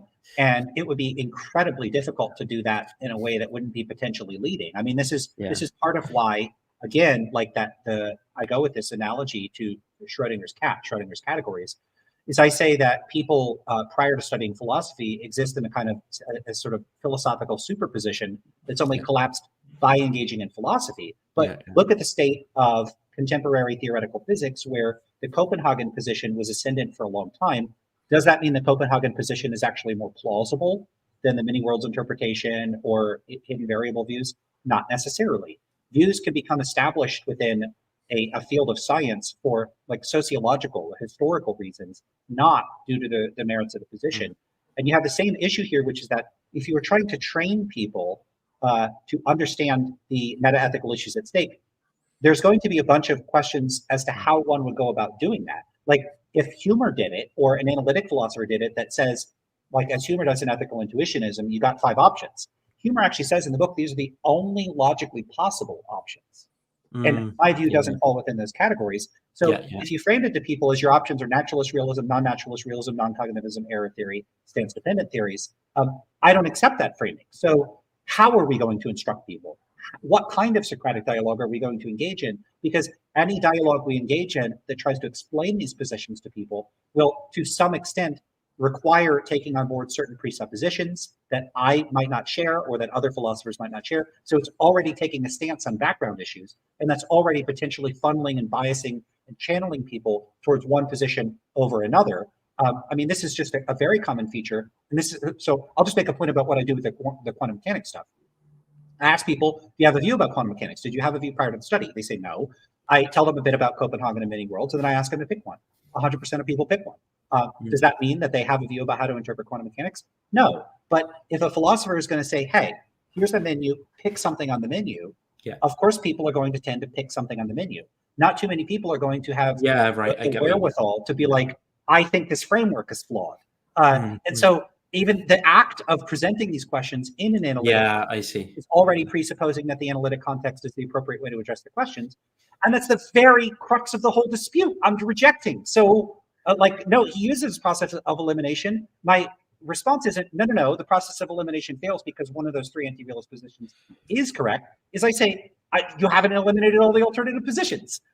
So this is a huge problem to operate under this sort of assumption that were we to go down this route, people would go in my direction. That's an empirical question, but it's also a potentially intractable empirical question. How can you help people without presenting some aspects of a theory? Yeah, there's some very complicated and difficult questions of experimental design there, and how you could get good evidence that where you didn't like confound your results in some way. So yeah, I agree with you there. But so I'm trying to appeal to other intuitions that I think they would have, like you shouldn't torture babies for fun. So I claim they have that intuition, and also that it makes sense to say things like, well, if you shouldn't torture babies, then you shouldn't get your little brother to torture babies. I think there's something interesting here as well. Like maybe when he says, like, if someone reports they have an intuition, right, then you have to assume that his metaphysical like theory of what it means for someone to have an intuition is correct. And then that's where you get moral realism from, right? Or something like that's the way his argument kind of works, I think. Like he has like a metaphysical model of what it means to have an intuition. So if someone reports to have an intuition, like therefore his metaphysics is true, and that entails, moral realism, stance independent moral facts or something. Is that? I don't know. I have an anxiety about being a completionist about this. You started about 35, but I think he actually started about 34, 50 or 34, 30. We're never getting through what he says right at the start of this. Just to make sure we don't miss anything. Yeah, don't worry. Counterintuitive views or something. Now, my claim isn't that... right before this. Let's just see exactly where he starts. Saying it's true, because that's just trivially true. Of course that's true. But that's not I just want to see exactly how he starts. So I don't think appraisal relativism really falls to semantic analysis so easily. Sure. Thank you so much, Lance, for the opening statement. And now we are getting into the open discussion phase of the debate. So, Mike, you can go ahead with your response to Lance's opening statement. Yeah, good. So I guess I clarify some things that, I was saying, the anti-realists have these radically counterintuitive views or something. Now, my claim isn't that most people have a direct intuition that moral realism is true. Sorry. Thanks, Lance. I was trying to listen, and also, it was impossible. Yeah. It's. I mean, to be honest, there's a lot to go through, which is why I'm thinking, are there some kind of like key flashpoints that we can jump to or something? Yeah, I mean, the stuff that we skipped over, it's pretty straightforward. I argue one, moral realism is not the common sense view. There's nothing radically skeptical or revisionary about my position. And two, my position falls outside the scope of the process of elimination approach that Huemer holds, because the traditional three anti-realist positions rely on presuppositions about language and meaning that I reject. And that's it. Yeah, I could have made it a lot more concise than 20 minutes. Yeah. Even if you like torturing babies, you still shouldn't do it. So stuff like that. And then, the claim is that you could do some reasoning from common sense claims that would get you to moral realism, rather than that moral realism is itself immediately intuitive. Lance said that he didn't share my intuitions, but I wasn't sure which intuitions he meant. So, maybe clarify if, does he mean it doesn't seem to him like you shouldn't torture babies for fun, or like that doesn't seem true, or it does seem like it matters how you feel about it. So, you don't. I am a little bit surprised though that he doesn't know this as well, but I mean, yeah, fair enough. Share the intuition that if you had different attitudes, it would still be wrong to torture them, or so. Just be more specific about that, I guess. Okay, is there a fact of the matter? So Lance said they didn't think there was a fact of the matter about the meaning of moral claims, and I'm a little confused by that phrasing. They're not being. I don't know what it means for there to not be a fact of the matter. Like we say the stuff, it's not meaningless, right? So it means something. But then I thought, well, maybe he just meant that it has different meanings in different contexts for different people. Okay, so that's okay, but I only need there to be like one context in which it means what I say, and it has a realist meaning, and it's plausibly true. Okay, so when I say if it's wrong to do something, and it's wrong to get your little brother to do it. Okay, so then that couldn't have the non-cognitivist meaning. So if there's just some context in which I could say that, and it would be plausibly true. Okay, and and wrong doesn't express an emotion, and it doesn't refer to our attitudes. Okay, and then and it's also got to be a context in which it's plausible that that's true, but it's highly plausible that there are contexts in which all of that is the case. Let's say you're reading some of the ethics literature and they're talking about whether abortion is wrong. All right, so they're clearly not just expressing their feelings or trying to influence your actions, and they're not just reporting their own attitudes.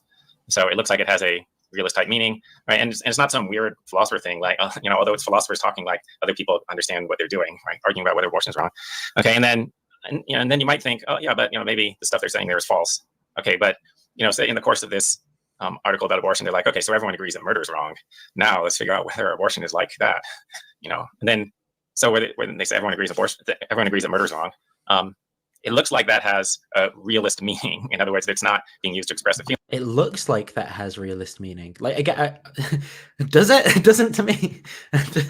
Yeah. Or try to influence people, and it's not reporting our attitude. So, and looks like it's also true.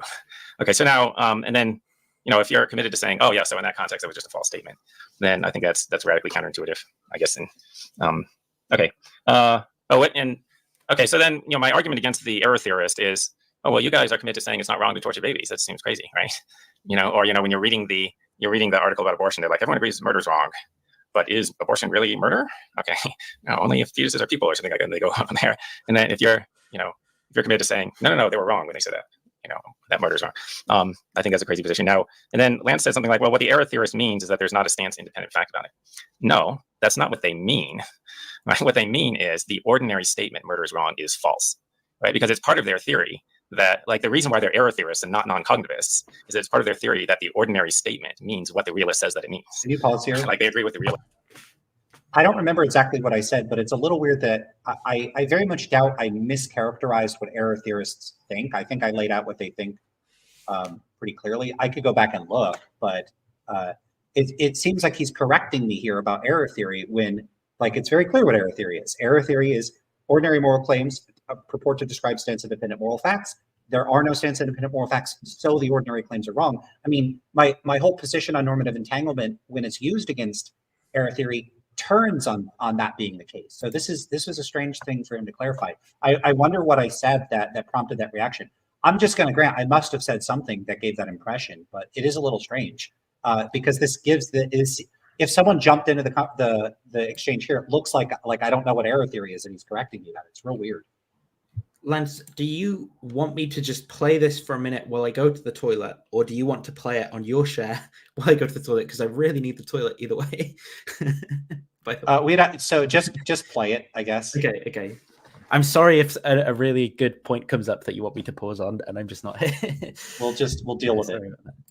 Lists about how it's reporting a fact. So yes, they're saying there isn't a stance independent fact, but they're also saying that means that the ordinary statements are false, and so that means they're in conflict with common sense. So. Okay, let's see. Did I get to everything I want to talk about? Let me see. And I don't know, I guess I'll just make a general remark about intuition and phenomenal conservatism. So my claim is, like, all of this discussion is based on our intuitions.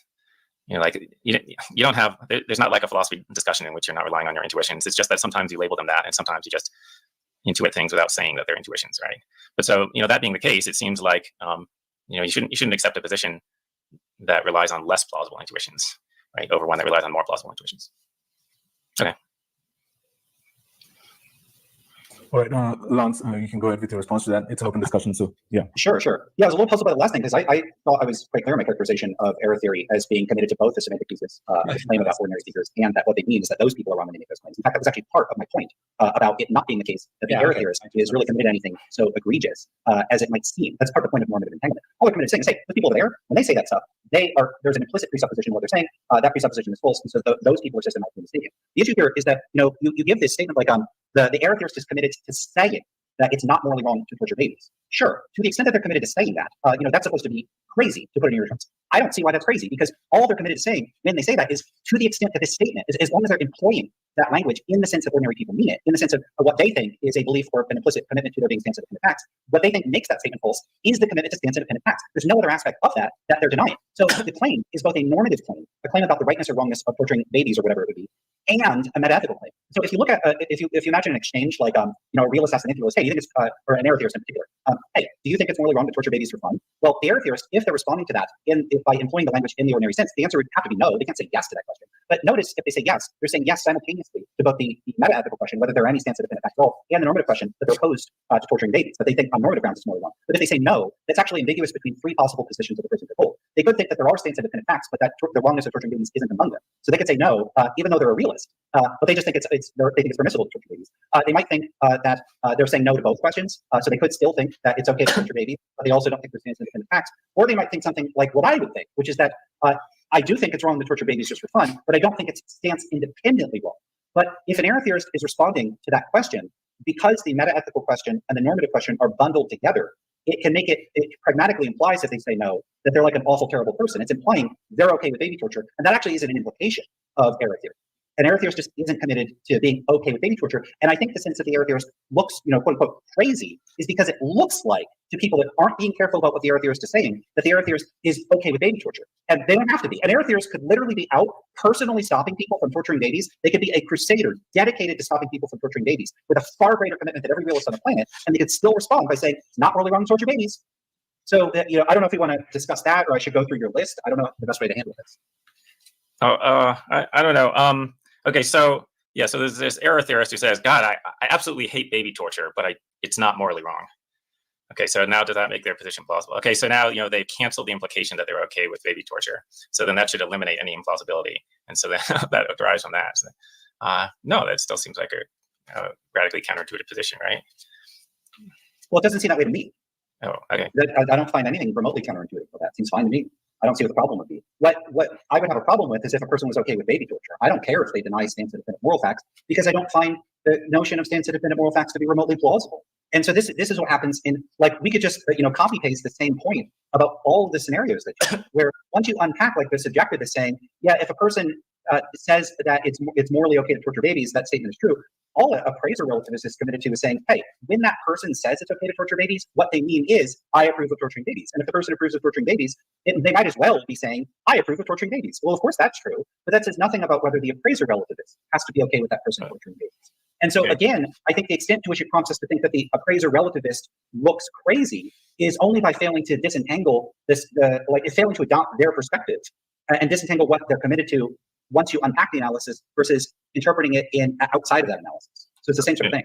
Well, okay, so we might have a clash of intuition. Let's say we do have a clash of intuitions. Okay, but just hang on. I mean, maybe he's going somewhere with this. I'm just thinking, like, it would seem more important to engage with what you just said there, but maybe he will. Like my intuitive reaction is just like, that's wrong. That should come out as a true statement. Now, I'm not assuming it's intuitive that is stance independent. I'm just assuming it's intuitive that it's true. And then you have to do a little bit more work to figure out whether it's stance independent or not. Okay. But, you might just think, I think you've kind of made the same point there, right? Like, you can kind of sign up to that, right? Well, I end up saying, like, there's something weird about this, like, two-step way of analyzing it. So I give you the sentence, torturing babies for fun is wrong. True or false? Yeah. Now, if a realist is asking me, I'm going to ask them, do you mean true, like, stance independently true, or some other sense? Yeah. And if the response is no, we're not addressing that question yet. I first want to know if it's true or false. True or false in what sense? So stance independently or not, in the pragmatic sense, in deflationary sense, in a true correspondent, like, which theory of truth are we going with? And so I end up saying something like, I don't think questions about an undifferentiated notion of truth are answerable. They're undefined. Well, this is the thing that I think you would say. I think you tell me though.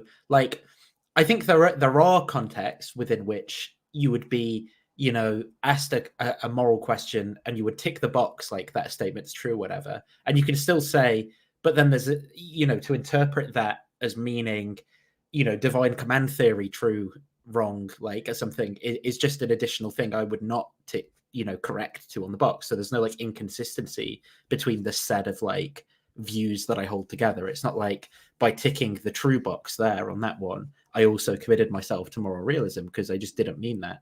Now, if you mean that, right, then there's just an additional question that you should be asking me.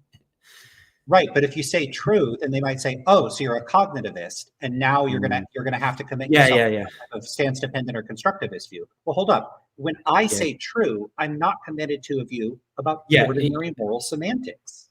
Yeah, exactly. I mean, you could be a non-cognitivist still and say true. That's the like Right. your view permits that. Yeah, because you could have some deflationary view of truth. You could have some quasi-realist perspective where you the sense in which you think it's true is not the sense in which would allow one to say that it's true on some sort of robust cognitivist account that would in any way give you something like the robust kind of realism that Huemer endorses.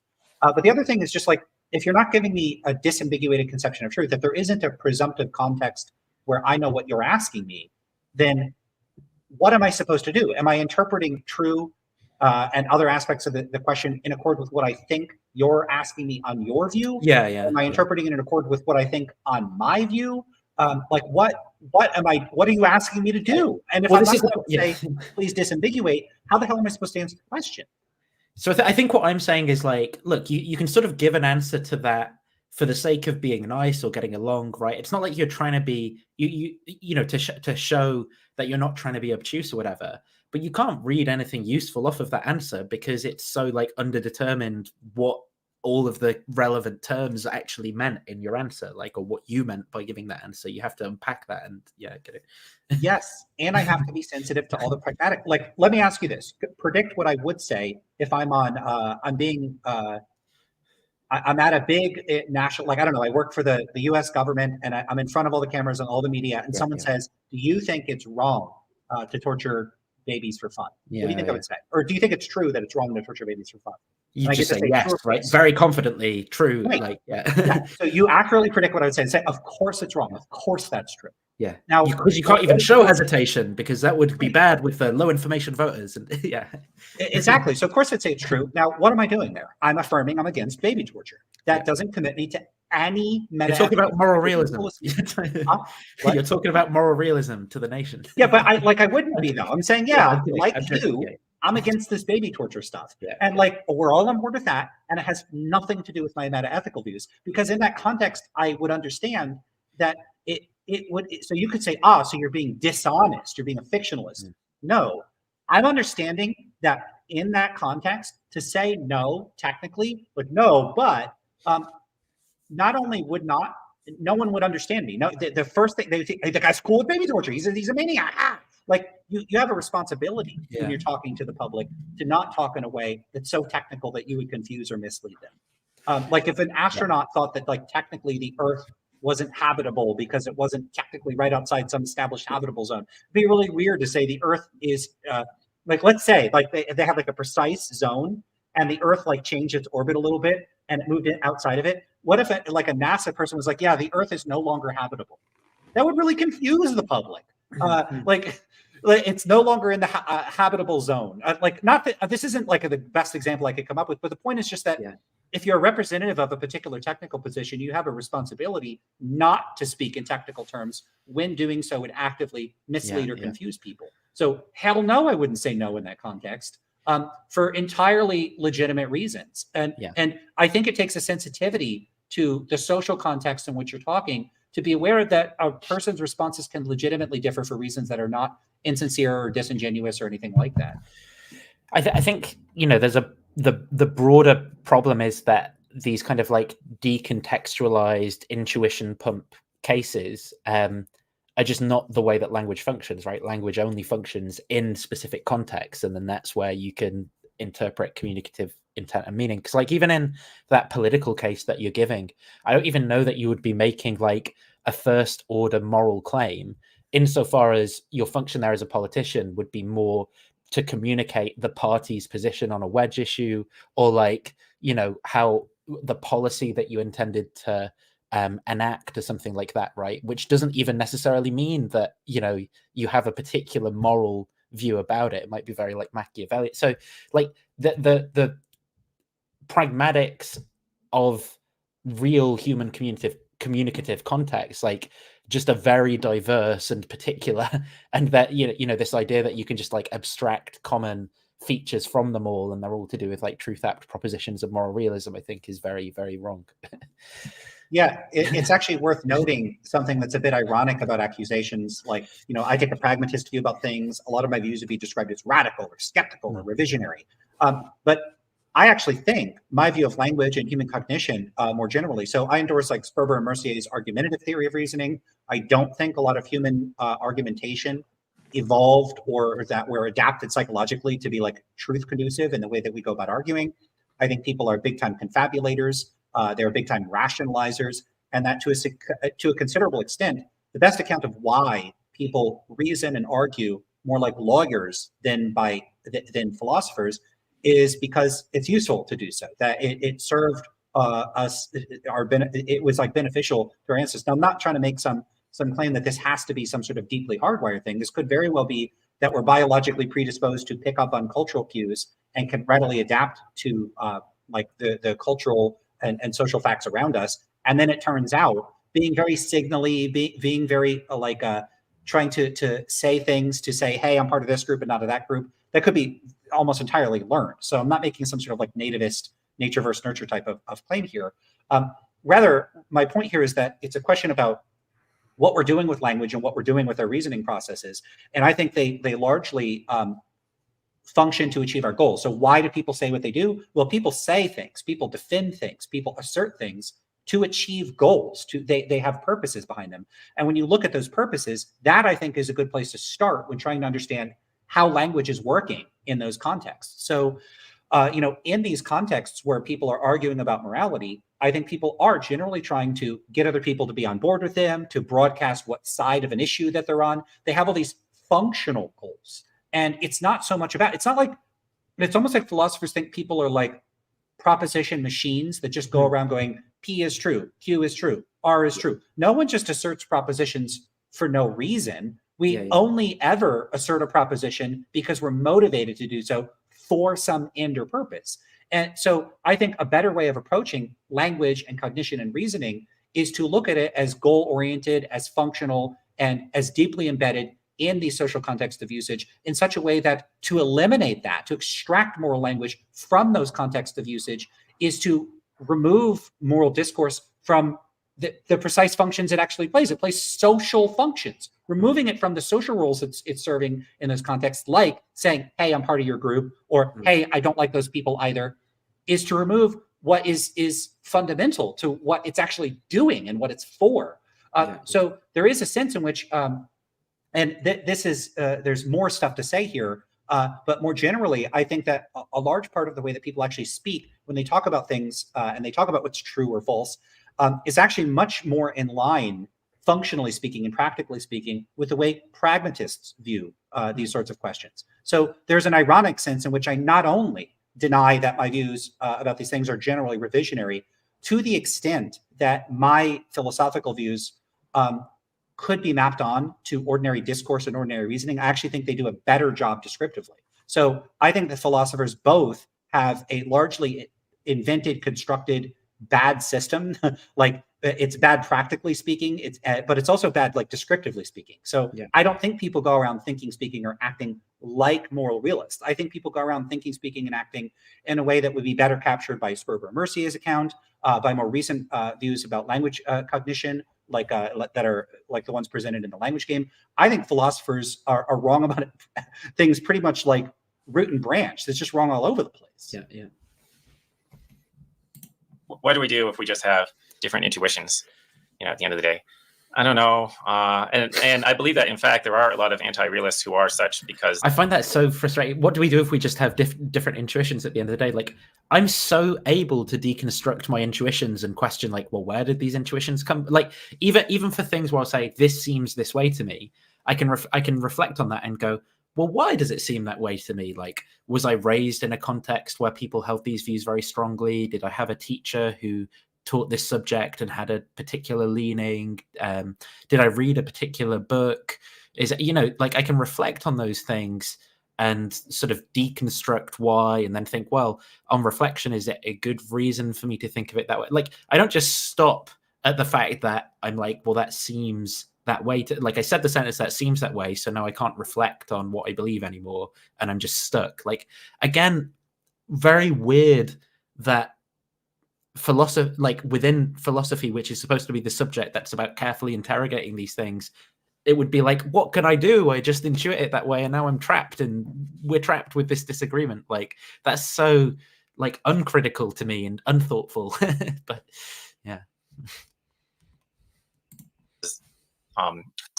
Moral realism just strikes them as counterintuitive. Like, yeah, like, and then, it's not just Lance. Like, I met other people who it seems that way. What do you do? I don't know, but it seems like there are more people with realist intuition, but I don't really know what to do if you have a clash of intuitions. It doesn't seem that way to me. It doesn't seem to me that more people have realist intuitions. I mean, one is like, I wrote my whole dissertation on this. Seems like most people don't have realist intuitions. It looks like if you survey analytic philosophers, a majority of them will respond to the Phil paper survey by saying, yes, they believe in moral realism. But if you look at the breakdown of that, you actually have a slightly more favor naturalist accounts of realism than non-naturalist accounts of realism. Now, you could lump naturalists and non-naturalists together, but in many ways, non-naturalists have greater affinity with anti-realists than they do with realists. They certainly don't have some sort of like Morean sense, or at least if they do, it may or may not serve any significant dialectical role in the way that they formulate their positions. They're just, like, naturalists are just not in the business of doing the same thing as non-naturalists, and actually share many of the non-naturalist objections to naturalism. So to me, that actual scenario looks like a rock, paper, scissors breakdown of very, very different positions. I mean, to the extent that naturalists want to reduce moral claims to descriptive facts, they don't even believe in the kinds of authoritative, irreducible, normative facts non-naturalists do. And if you look at the other question on the Phil paper survey that breaks that survey down further, you get 26.6% of the philosophers responding to the survey endorsing non-naturalism and 26.1% endorsing anti-realism. And so you've got 0.5% more that favor your position over mine. That's not a big difference. Well, okay, wait. I mean, naturalism counts as part of realism. No, so I have objections to naturalism, but I don't think that I have a clash of intuitions with them. Like, I mean, in a way, naturalism is similar to subjectivism. They're both reductionist theories, but the way that people think about it is, the main division is realism versus anti-realism, and naturalism goes on the realist side. And if you took anti-realism and then you broke it down into more specific versions of anti-realism, then you can also get each of those having, like your specific position. You're the only person I know who says that. So you can get smaller percentages. But okay, my disagreement with the naturalist is basically I think that they don't have a good account of the epistemology. They think they do, and I think they're confused. And I think you have to go through some complicated reasoning to see why they're confused. Right? But I think if they accepted those arguments, then they would come over to non-naturalist realism. I think. Yeah, you might not reject naturalism for the same reasons I do. I tend to be more favorable towards like triviality objections. I think if there were moral facts of the claims the naturalist thinks that there are, I think I would kind of shrug at him in the way that if a non-naturalist is right, that would be something. But if a naturalist is right, okay. Now, I know that doesn't mean that the position isn't true, but typically when I talk about, false. Typically when I talk about realist positions, what I tend to argue for is what I've been calling a realist trilemma. I tend to argue that they're trivial, false, or unintelligible, and I typically just dismiss naturalist accounts as trivial. Whether or not they're true isn't that interesting to me. So we may have different reactions to that sort of scenario. So I do want to address some of the other things you say, though, if that's okay, because you did give a big list, and I feel like if I leave them unaddressed, that could be a problem for both of us. Yeah, go ahead. Yeah. Okay. So one of the things you said was interesting is that you don't, if I'm understanding it, that you don't think most people have realist intuitions. Well, how would you frame that? They wouldn't directly intuit realism. Like if you tell them, hey, there's this thing called moral realism, then you give them like a definition. I don't think they're going to just immediately think that that's obvious. I think you have to reason to it. Right. Okay. So I totally agree with that. And if I gave the impression that I think that it's like I've somehow shown realism isn't the common sense position, because if you give a definition to people, they're not going to immediately wholeheartedly affirm it, because like they're going to say, well, what is moral realism? What do you mean exactly by an objective fact? At least if they're being careful enough or be confident interpreting them. What I'm actually thinking is more that if they could be put in a state of understanding those questions, you're going to face a serious problem. One is that I'm not sure you can actually prompt them to understand the questions adequately to respond to them without them actually having sufficient training, education, or understanding of philosophical problems. And in that case, they're not really members of the population, non-philosophers or people whose judgments we could consider common sense. So now they've been trained in philosophy. The second problem is that if you then induce them to understand the questions adequately, you run a significant epistemic risk of like this. I'm not saying that they wouldn't necessarily take a position on the matter, but it would be very hard to know whether or not their response was indicative of what they would have thought prior to training, because you could bias them towards a particular view. So, when I ask students in my class, and I think this is pretty common for instructors, I get a bunch of anti-realist students. Like I've had it being unanimous that students favor some type of relativism or anti-realism. I don't immediately just assume they're all anti-realists. I assume a lot of them are not really sure what's at stake there. A lot of times, if you ask them, they'll say like, "Oh, well, I think we need to tolerate other people," or they'll make these descriptive claims. So different people have different values. I'm actually curious if you have a similar experience, that people will give this like superficial anti-realism, but if you start picking at it, it doesn't really look like anti-realism. No, I think that's right. I think they give a hard time getting the question. So focusing on the question that you want them to focus on, and they'll say these other things about toleration, and it's very common to substitute a descriptive issue. Like they think you're asking whether people have different beliefs. No, that's not what I'm asking. Yeah. Well, and this is actually borne out in my data. I ask people open response questions about what they think it means. And a lot of times people will say, oh, it means different people have different beliefs, or it means you should tolerate people with different values. So they tend to give these other sorts of responses. So the issue I have, the issue I have is that I don't think we're in a position to figure out what non-philosophers think about these issues in a way where we could be confident that their judgments aren't simply skewed towards whatever sort of training or education they receive. So there's a good chance that different ways of presenting the corpus of philosophy to people could incline people towards realism or anti-realism. We look at just the state of the field in the 1920s or 30s. My understanding from at least anecdotal reports from philosophers around at the time is that like non-cognitivism is super popular. Most people were anti-realists, and that's changed. And so it could very well be many students in this classes could be inclined towards anti-realism as a result of the teachers skewing the way that they presented things to students. I don't know if you would agree with that. Yeah. Well, anecdotally, my experience is like when I hear from other professors about what most students think, there's a surprising correlation between what most students think and what that professor's own views are. And my explanation is that the students are able to somehow detect what the professor thinks, even though he didn't say it. And then they tell the professor what Whoa, hang on. Even though he didn't say it, like, I think that the causal explanation would more be that he did sort of say it implicitly in the way that he communicated, the subjects to the students, right? Like, like it's not like he didn't say it and like telepathy is at play or something. It would be that there's some sort of subtle biasing of the way that the arguments get presented, or maybe a particular position is given an unfair due over another or something like that, right? There's going to be some mechanistic, like tangible way that happens in the I don't think you would disagree with that. Yeah. Like they're picking. I think that it might be that the instructions. So there are a couple things that could happen that we could distinguish. The instructions are somehow biasing people, independent of them picking up on cues about the person's beliefs. So like even if you took the exact instructions and you had like ChatGPT read them off to people, they would still bias people. Like, imagine instructions that are like, well, you could be a realist, like a good person, or you could be an anti-realist, like a piece of shit asshole. Which one of those are you? Like the instructions. You mean like Huemer's opening argument? Well, I wouldn't frame it that way. But or you could have people somehow know the person's view, and no matter how neutrally they present it, they're like, well, that person is an anti-realist or realist, and so I'm gonna respond accordingly. Yeah. They think he wants to hear, and they probably don't have very serious views. Like most of the time, I don't know this philosophy stuff, whatever. I'll say whatever he wants. Right. I suspect you might be right about that.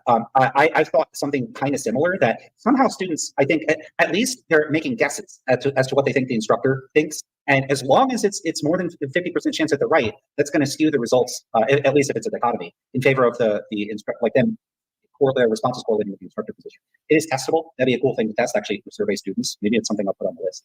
The other thing you'd asked about that I do think is worth clarifying is me saying that there's no fact of the matter. There's a few, that was a very, there's several ways of disambiguating that. So I mean actually several things at once. It's really not a good way for me to frame things. The main thing that I would say, and you might even just agree with this, or maybe I don't know, is that when people make moral claims, like in the ordinary sense, so I go out and I find a person saying murder is wrong. I don't think from looking just at that specific instance that it would be, there's going to be two issues. One is that I don't think there's a fact of the matter about whether that person is committed to any specific form of realism or anti-realism. And the second is that at the very least, I think any attempt at trying to understand what they might mean would be underdetermined by the evidence in those cases. Like you just wouldn't be able to actually figure out what that person is trying to say in most of those contexts. So there's that aspect of it, which is that I don't think people have determinate commitments or stances with respect to realist and anti-realist views. I don't think it means they don't mean anything. That'd be a ridiculous claim. Like when people say murder is wrong, they just don't mean anything at all. I think that when we're looking at what people mean, the way I look at meaning is I would say, well, what is the person trying to do? What are they trying to communicate themselves? And then I would cash out what they mean in that context in those terms. And for me, since meaning is determined holistically and it's in its context of usage, I wouldn't throw out the pragmatics with the, as the bathwater of the semantic baby. I think if to the extent that there's even a distinction to make there, you got to bundle it all together. And that a significant part of like pragmatics is not just this like extra stuff on the side. I think it's a big part of what people are doing. So even in a case where a person would, by stipulation, be asserting a proposition like murder is wrong, in any actual context where they're talking, or like say people are arguing about abortion, even if you're a realist arguing for abortion, they're not just trying to like state propositions without a purpose, without a goal. Like a person that's like, look, abortion is wrong. They're trying to persuade other people. And so there are these pragmatic things that sort of latch on to even if it is a propositional claim, and those are coming along for the ride, and they're also expressing those things. And it's a common thing that's worth pointing out to like undergrads. Like a realist is not making a claim that when a person makes a moral claim that they're only conveying semantic content about the extensive kind of facts. They could also be expressing stuff. It's just that they're not only expressing stuff. And so for me, when we look at what people are what the meaning of ordinary moral claims, we could remove the realist and anti-realist stuff, and then there's whatever else is left over. So they certainly mean things. It's just an empirical question what they mean. Sorry, I said a lot there. Good. Okay, so yeah, this is coming into focus more. So as I understand it, so you would respond to my my example of like, how it's wrong to torture babies by saying, well, yeah, maybe actually it isn't wrong to torture babies, but the implausibility of that sentence derives from the like pragmatic implications, which are always there, even if you're a realist, and doesn't derive from the whatever the cognitive semantic content. And I guess, and my attempt to get around that is to imagine that you. Yeah. And do you think Huemer here, when he says cognitive semantic content, that is where he means, moral realism theory being true, right? I don't know. Okay. You have a context in which you neutralize the usual pragmatic implications, right? By just saying no. You're like, and I don't want people to torture babies. Don't torture babies, okay? I don't, because I hate it, but it is not wrong to do it. And then I claim that that's implausible, but then you're going to say that it's not implausible anymore. Right, that sounds right. Yeah, I would not claim it's implausible. And I would also make the further claim that I don't think if you could somehow, maybe this is just not demonstrable with current Earth technology.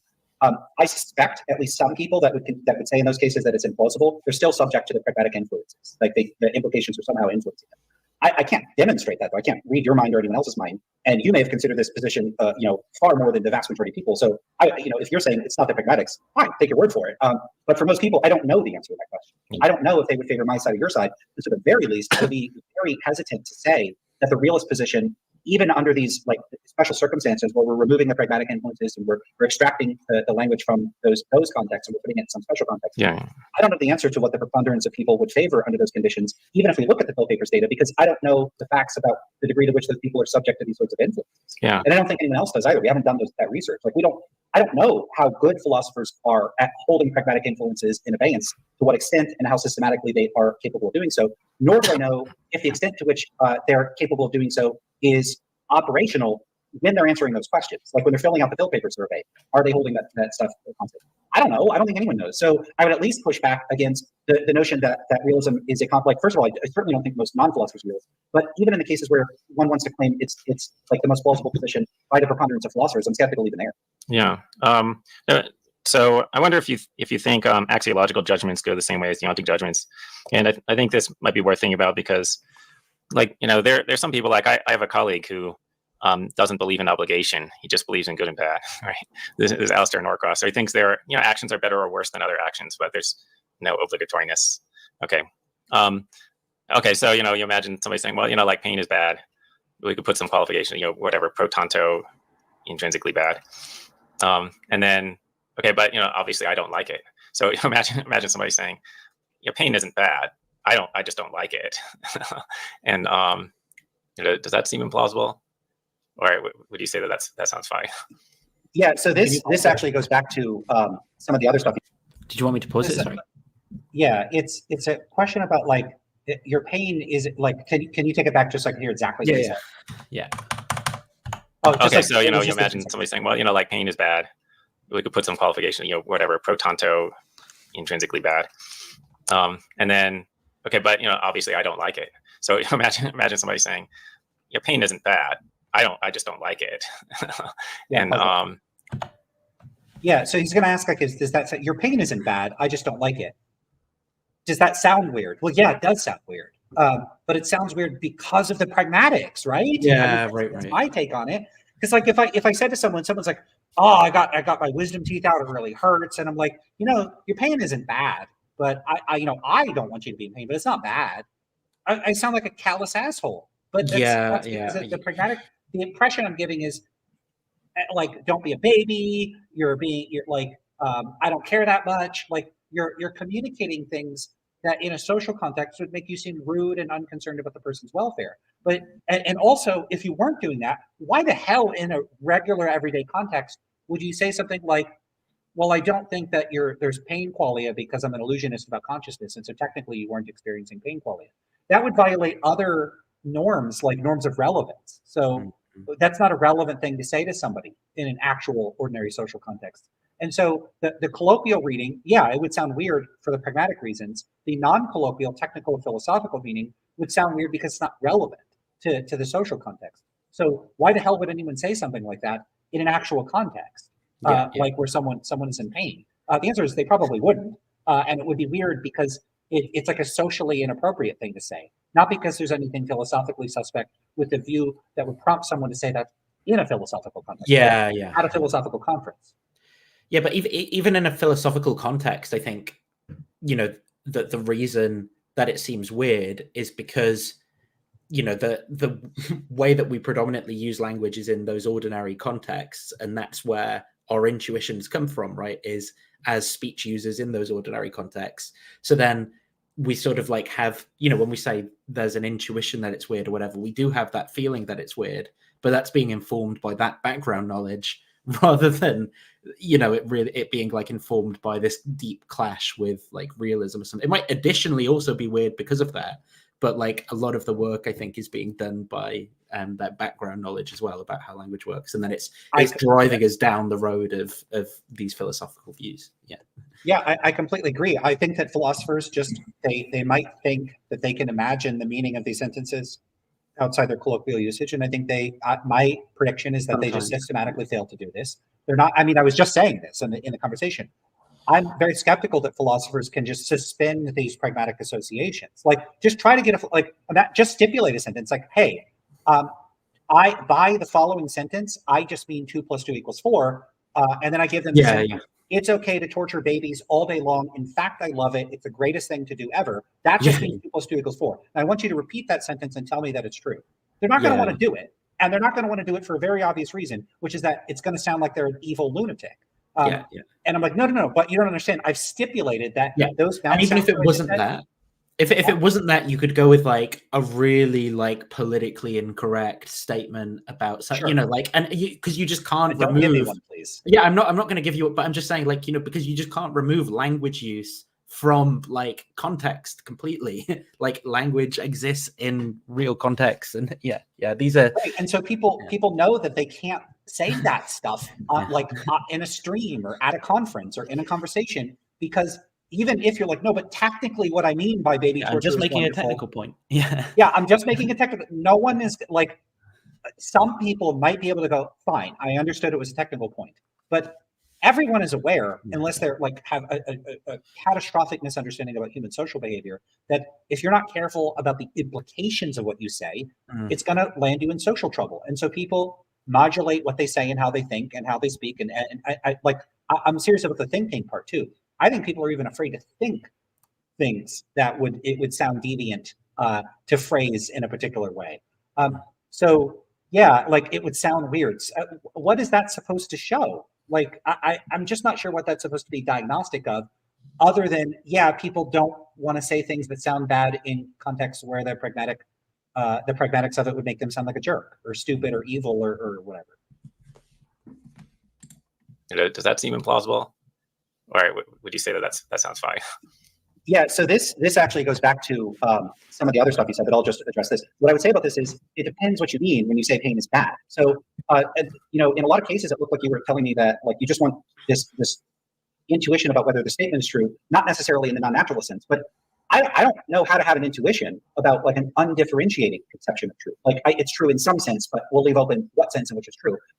The sense in which I would think it's true would be contingent on what it would mean for it to be true, like true in some anti-realist sense or true in some realist sense. So if you unpacked true, like in an anti-realist sense, like some subjectivist sense, like, hey, does it seem to you that torturing babies is wrong, that you disapprove of it? And it's true in the sense that if you were to say it's wrong, you would be saying you disapprove of it. Absolutely, of course I'd say that's true. But what about in the stance of independent sense? Then no. It's the same thing here. It depends what you mean by bad. So if by bad, if you mean bad in some sort of like I don't like this language, but like intrinsic sense, or a sense where it would be bad independent of whether I regarded it as bad, then the answer would be no. The problem is that someone can just stipulate that by what they mean by bad just is a thing that, as a matter of stipulation, is disapproved of by the person experiencing it. And then in that sense, of course, I'd say it seems bad, but then it would be trivial. So, and there might be other interpretations. The problem is that when you take these like normative or evaluative claims and you don't unpack the presuppositions behind them, I can't give a determinant that seems true or that seems false. I need to know what the presupposition is. Oh, okay. Yeah. Okay, good. So this is a good question. Like, can you have intuitions about whether some statements... One thing that is coming to my mind that I think I want to raise though here is that for everything you've said, it seems like Huemer sort of thinks the points that you're making are fairly reasonable and not crazy. And so this is what I find frustrating about the way he ended his opening statement as well, where he was sort of like, you know, putting your views as like these really implausible, weird philosophical things that no one would believe unless they'd been like corrupted by philosophy or something like that. But then it doesn't seem to actually be like that as you kind of get into the details, right? It seems more like you're then giving reasonable rebuttals, and he kind of signs up to a lot of the things you're saying and thinks that they're good considerations. And so, you know, I think that whole bit was maybe a little bit of an overstatement of maybe even how confident he should be and like how wrong you are or something. But yeah. True or false, independent of, on account of what it means. So, you know, you might think it might seem plausible that no, you can't, like somebody has to tell you what it means. Then they either give you a realist analysis or an anti-realist analysis, and then and whichever they do, you know, it makes the intuition useless for making the argument, right? And so I want to say, no, you can have an intuition about whether something is true without specifying the analysis of it. Okay, so, and actually this is important for the conduct of analytic philosophy. This is important for a philosophical method, right? So, you know, like think about the definition of knowledge, and you know, the traditional definition is knowledge is justified true belief or something, and then Gettier comes along and refutes this by giving these examples. And so he didn't give this example, but a better example than Gettier's examples is the stopped clock. So you're looking at a clock, it says 3 o'clock, you justifiably believe that's 3 o'clock. The clock, unbeknownst to you, is stopped. It's a broken clock. This, you know, back when they used to have analog clocks. Okay, okay, but coincidentally, it happens to be stopped at the time that it actually is when you're looking at it. Okay, so did you know what time it is? Okay, so, and then almost everyone intuits that you didn't know that. Okay, and then that refutes the justified true belief analysis of knowledge. Now, you know, imagine somebody saying, well, no, I can't have intuitions about that without you telling me what you mean by no. So if you mean no in the sense of justified true belief, then I intuit that he does know. And if you mean no in the sense of some other analysis, then I intuit that he doesn't know. So there's a big difference here, which is that in this case, the purpose of a Gettier problem is to see how a person deploys or applies the concept of knowledge. Would you use the term knowledge in this case? So the whole point of the thought experiment is that, hey, we're not actually sure what knowledge is. We're not sure what the conditions are. Would you use it in this case? Would you use it in this case? Is that what's going on when someone says, hey, do you think it's wrong to torture babies for fun? Would you use the term wrong, or like, do you think it's true? Yeah, right. To use it in this case? Are we intending to conceptually analyze the concept of true? Yeah, it seems more like that. Yeah. It seems not the more purpose of the a relevant term. Yeah. I get what you mean. Yeah, so it seems like in one of these cases, we're doing conceptual analysis, and the other, are we also doing conceptual analysis? Yeah, it'd be like you or something, yeah. Yeah, when you're asking me, do I think it's wrong to torture babies for fun? Or do I think the statement it's wrong to torture babies for fun is true? Are you asking me how I would employ the ordinary concept of true, or are you asking me for my own view? Because is that what's happening in the Gettier cases? Are you asking the person for their private view of knowledge? Because then you could respond to a Gettier case by saying, yeah, I'd call that knowledge, whatever. You could call it whatever you want. You could take whatever stance you want on the matter. But in those cases, my understanding is that the purpose was to prompt people to figure out what the actual concept of knowledge is.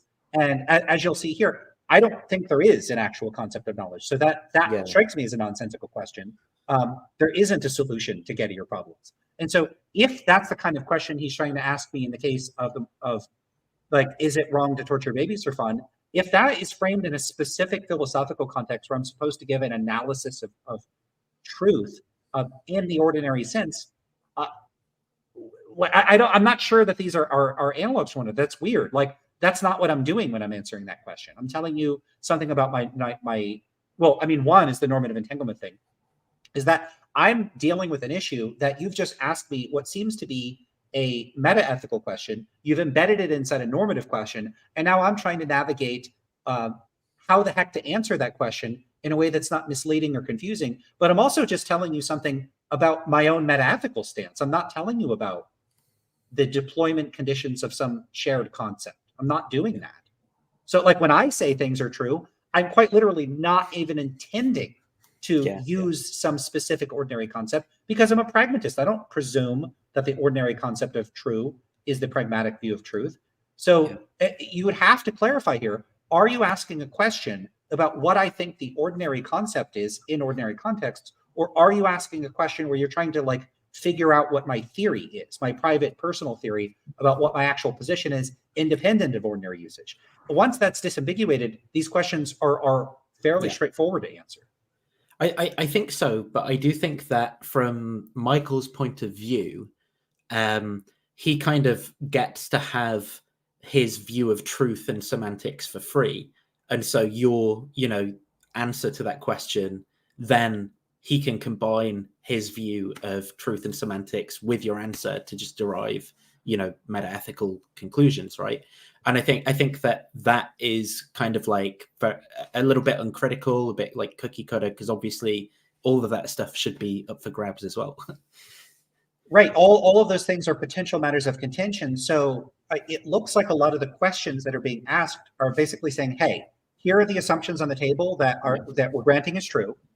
We have granted them as true. Now answer the question within this framework. And it's like, I didn't grant these assumptions as true. I'm not granting them. Well, this is you the could do that, right? So answer the question. But if he framed the question that way, then if he said like, look, now let's assume that truth means this, and here's the correct analysis of semantics, and I ask you the question, what do you answer? I mean, maybe you would answer yes, but it doesn't. That doesn't show you that moral realism is true. I mean, it does in that hypothetical example, but it doesn't show you in the actual world that it's true, because it's just it's like if you ask the question, imagine that you believe moral realism is true. Do you believe moral realism is true? And it's like, well, yeah, because you specified that in the thought experiment. So it's strange because a lot of the questions almost seem like conditional on me being right about a bunch of things you don't agree with. Would you say yes or no to this question? Yeah. I don't know. Two, who cares? Like what? Yeah. Why does it matter what I would say in some hypothetical circumstance that I don't endorse? Yeah. I mean, the thing is, though, I sort of, even though I view it as like a little bit deviant or whatever, I don't think that Michael's intent is to like be deviant with it. I think it just comes out of like these different metaphilosophical approaches to where he's not like unpacked that aspect of what he's doing here. So yeah, like I don't mean to impart like ill intent or something on it. Like I dislike it, I guess I'd say, or I get a bit like, and so I'm critical of like philosophy done that way, but I don't think it's done out of like malice or something like that as well. I 100% agree. I didn't get even a whiff of any sort of like intent to say to mislead. He's operating for the presumption of a particular framework. Like to the extent that I feel like I'm rejecting the presumptions, I don't think there was any intent to coerce or anything like that. It's just he has a view about, he has these background views. I don't share those views. We're coming at the question from different metaphilosophical presuppositions. And one thing to say is the approach that he's taking is one that is widely accepted, widely received, and widely utilized in almost every analytic philosophical context in which one would ordinarily be having these discussions. So for someone to enter into that discussion that is rejecting foundational assumptions of the field could be jarring, weird, and difficult to handle readily, even if you're an absolute expert and are super knowledgeable about the standard discourse. The same way it would be if someone was entering some scientific dispute and they weren't accepting certain common methodologies or certain facts. And there's that. And then there's also like, if you're approaching things from that perspective, there might also be this social dynamic that a person that has within those contexts and discourses highly non-standard views, that person may be at certain sorts of disadvantages because Huemer doesn't do this, but a lot of people outside of conversations with academics will say that I have some sort of obligation to show humility because I have a fringe view, I have a less common view, I have to bow to the authority of my colleagues. That I'm implying, if I'm confident about my views, even though less than 1% of people hold my views, that I think I'm better at thinking than everybody. I don't think that. There's this social dynamic there too. So there's something that makes the conversation difficult, and I'm entering into a discourse on analytic philosophy, and I'm against analytic philosophy. So it's kind of like if I showed up to a theological meeting among Catholics, and I'm not even a Catholic. I'm like, I don't know, some evangelical, and I start arguing with them about theology, and they're like, dude, we're trying to have a conversation for Catholics. Like, what are you doing here? I'm kind of doing that a bit when I'm arguing with analytic philosophers. Yeah. And that might not be the kind of conversation they want to have or that they're used to having. Yeah, I agree with that. I think there's some like weird faux pas thing about it. But then I think that's part of the criticism, right? Is that the lack of reception to that sort of criticism is then like biasing the discipline in bad direction. But he is pretty receptive here. He is, yeah, which is good. Yeah. Yeah, I was just delighted that I wish there was more engagement, but also I could have engaged in what he said more. I would have wanted there to be more, but this was already a 2-hour conversation. Some people in the comments are like, I wish you would have talked about that. I wish you would have talked about that. I pretty much agree with all of them. I wish you would have talked about A and B and C, but there's like opportunity costs. So right. What can you do? Yeah. By the way, I am going to have to get going at some point. Are you just going to keep reviewing this without me? I don't know if you want to. I can do, or I can sort of like skip to. I mean, I've heard that the closing statements were sort of like valuable. I don't know if that. You don't have to stick around to finish with me. You could just keep reviewing without me. Yeah. I mean, I kind of need the toilet as well. Like, I don't know. I feel kind of sick. I don't know if I've got food poisoning or something. Well, you're hosting an anti-realist, so maybe it's karmic punishment. Yeah, that's it. Maybe how long are you thinking you've got, Lance? Oh, I wanted to get going like in a couple minutes. I should really. Oh, okay, cool. Well, yeah, if you want to go, and then maybe I'll end this and continue reviewing at some other point, or we can do another part 2 or something. I don't mind. I'd be happy to do part 2. I'm getting increasingly anxious with the amount of other things that I need to get. No worries. Well, we can call it there then for part 1 at least. Yes, it's almost exactly halfway. So yeah, awesome. Right, Len's running away. That's pretty funny. Yeah, just a bit because he's about to level a withering critique of your views in the second half. It's freely available on. So you could just go watch him level the critique right after this. Yeah, no worries. Right, well, thanks, Lance, for that, and then we'll set up doing a part 2 at some point. Obviously, people on my channel go over to Lance and also whatever the guy's Curiosity. Was called, yeah. And if you want to see more of these discussions and leave comments and likes and things to boost engagement on this stuff as well if you want to see more. Thanks everyone. Bye. Yep, hope you feel better. Yeah, cheers.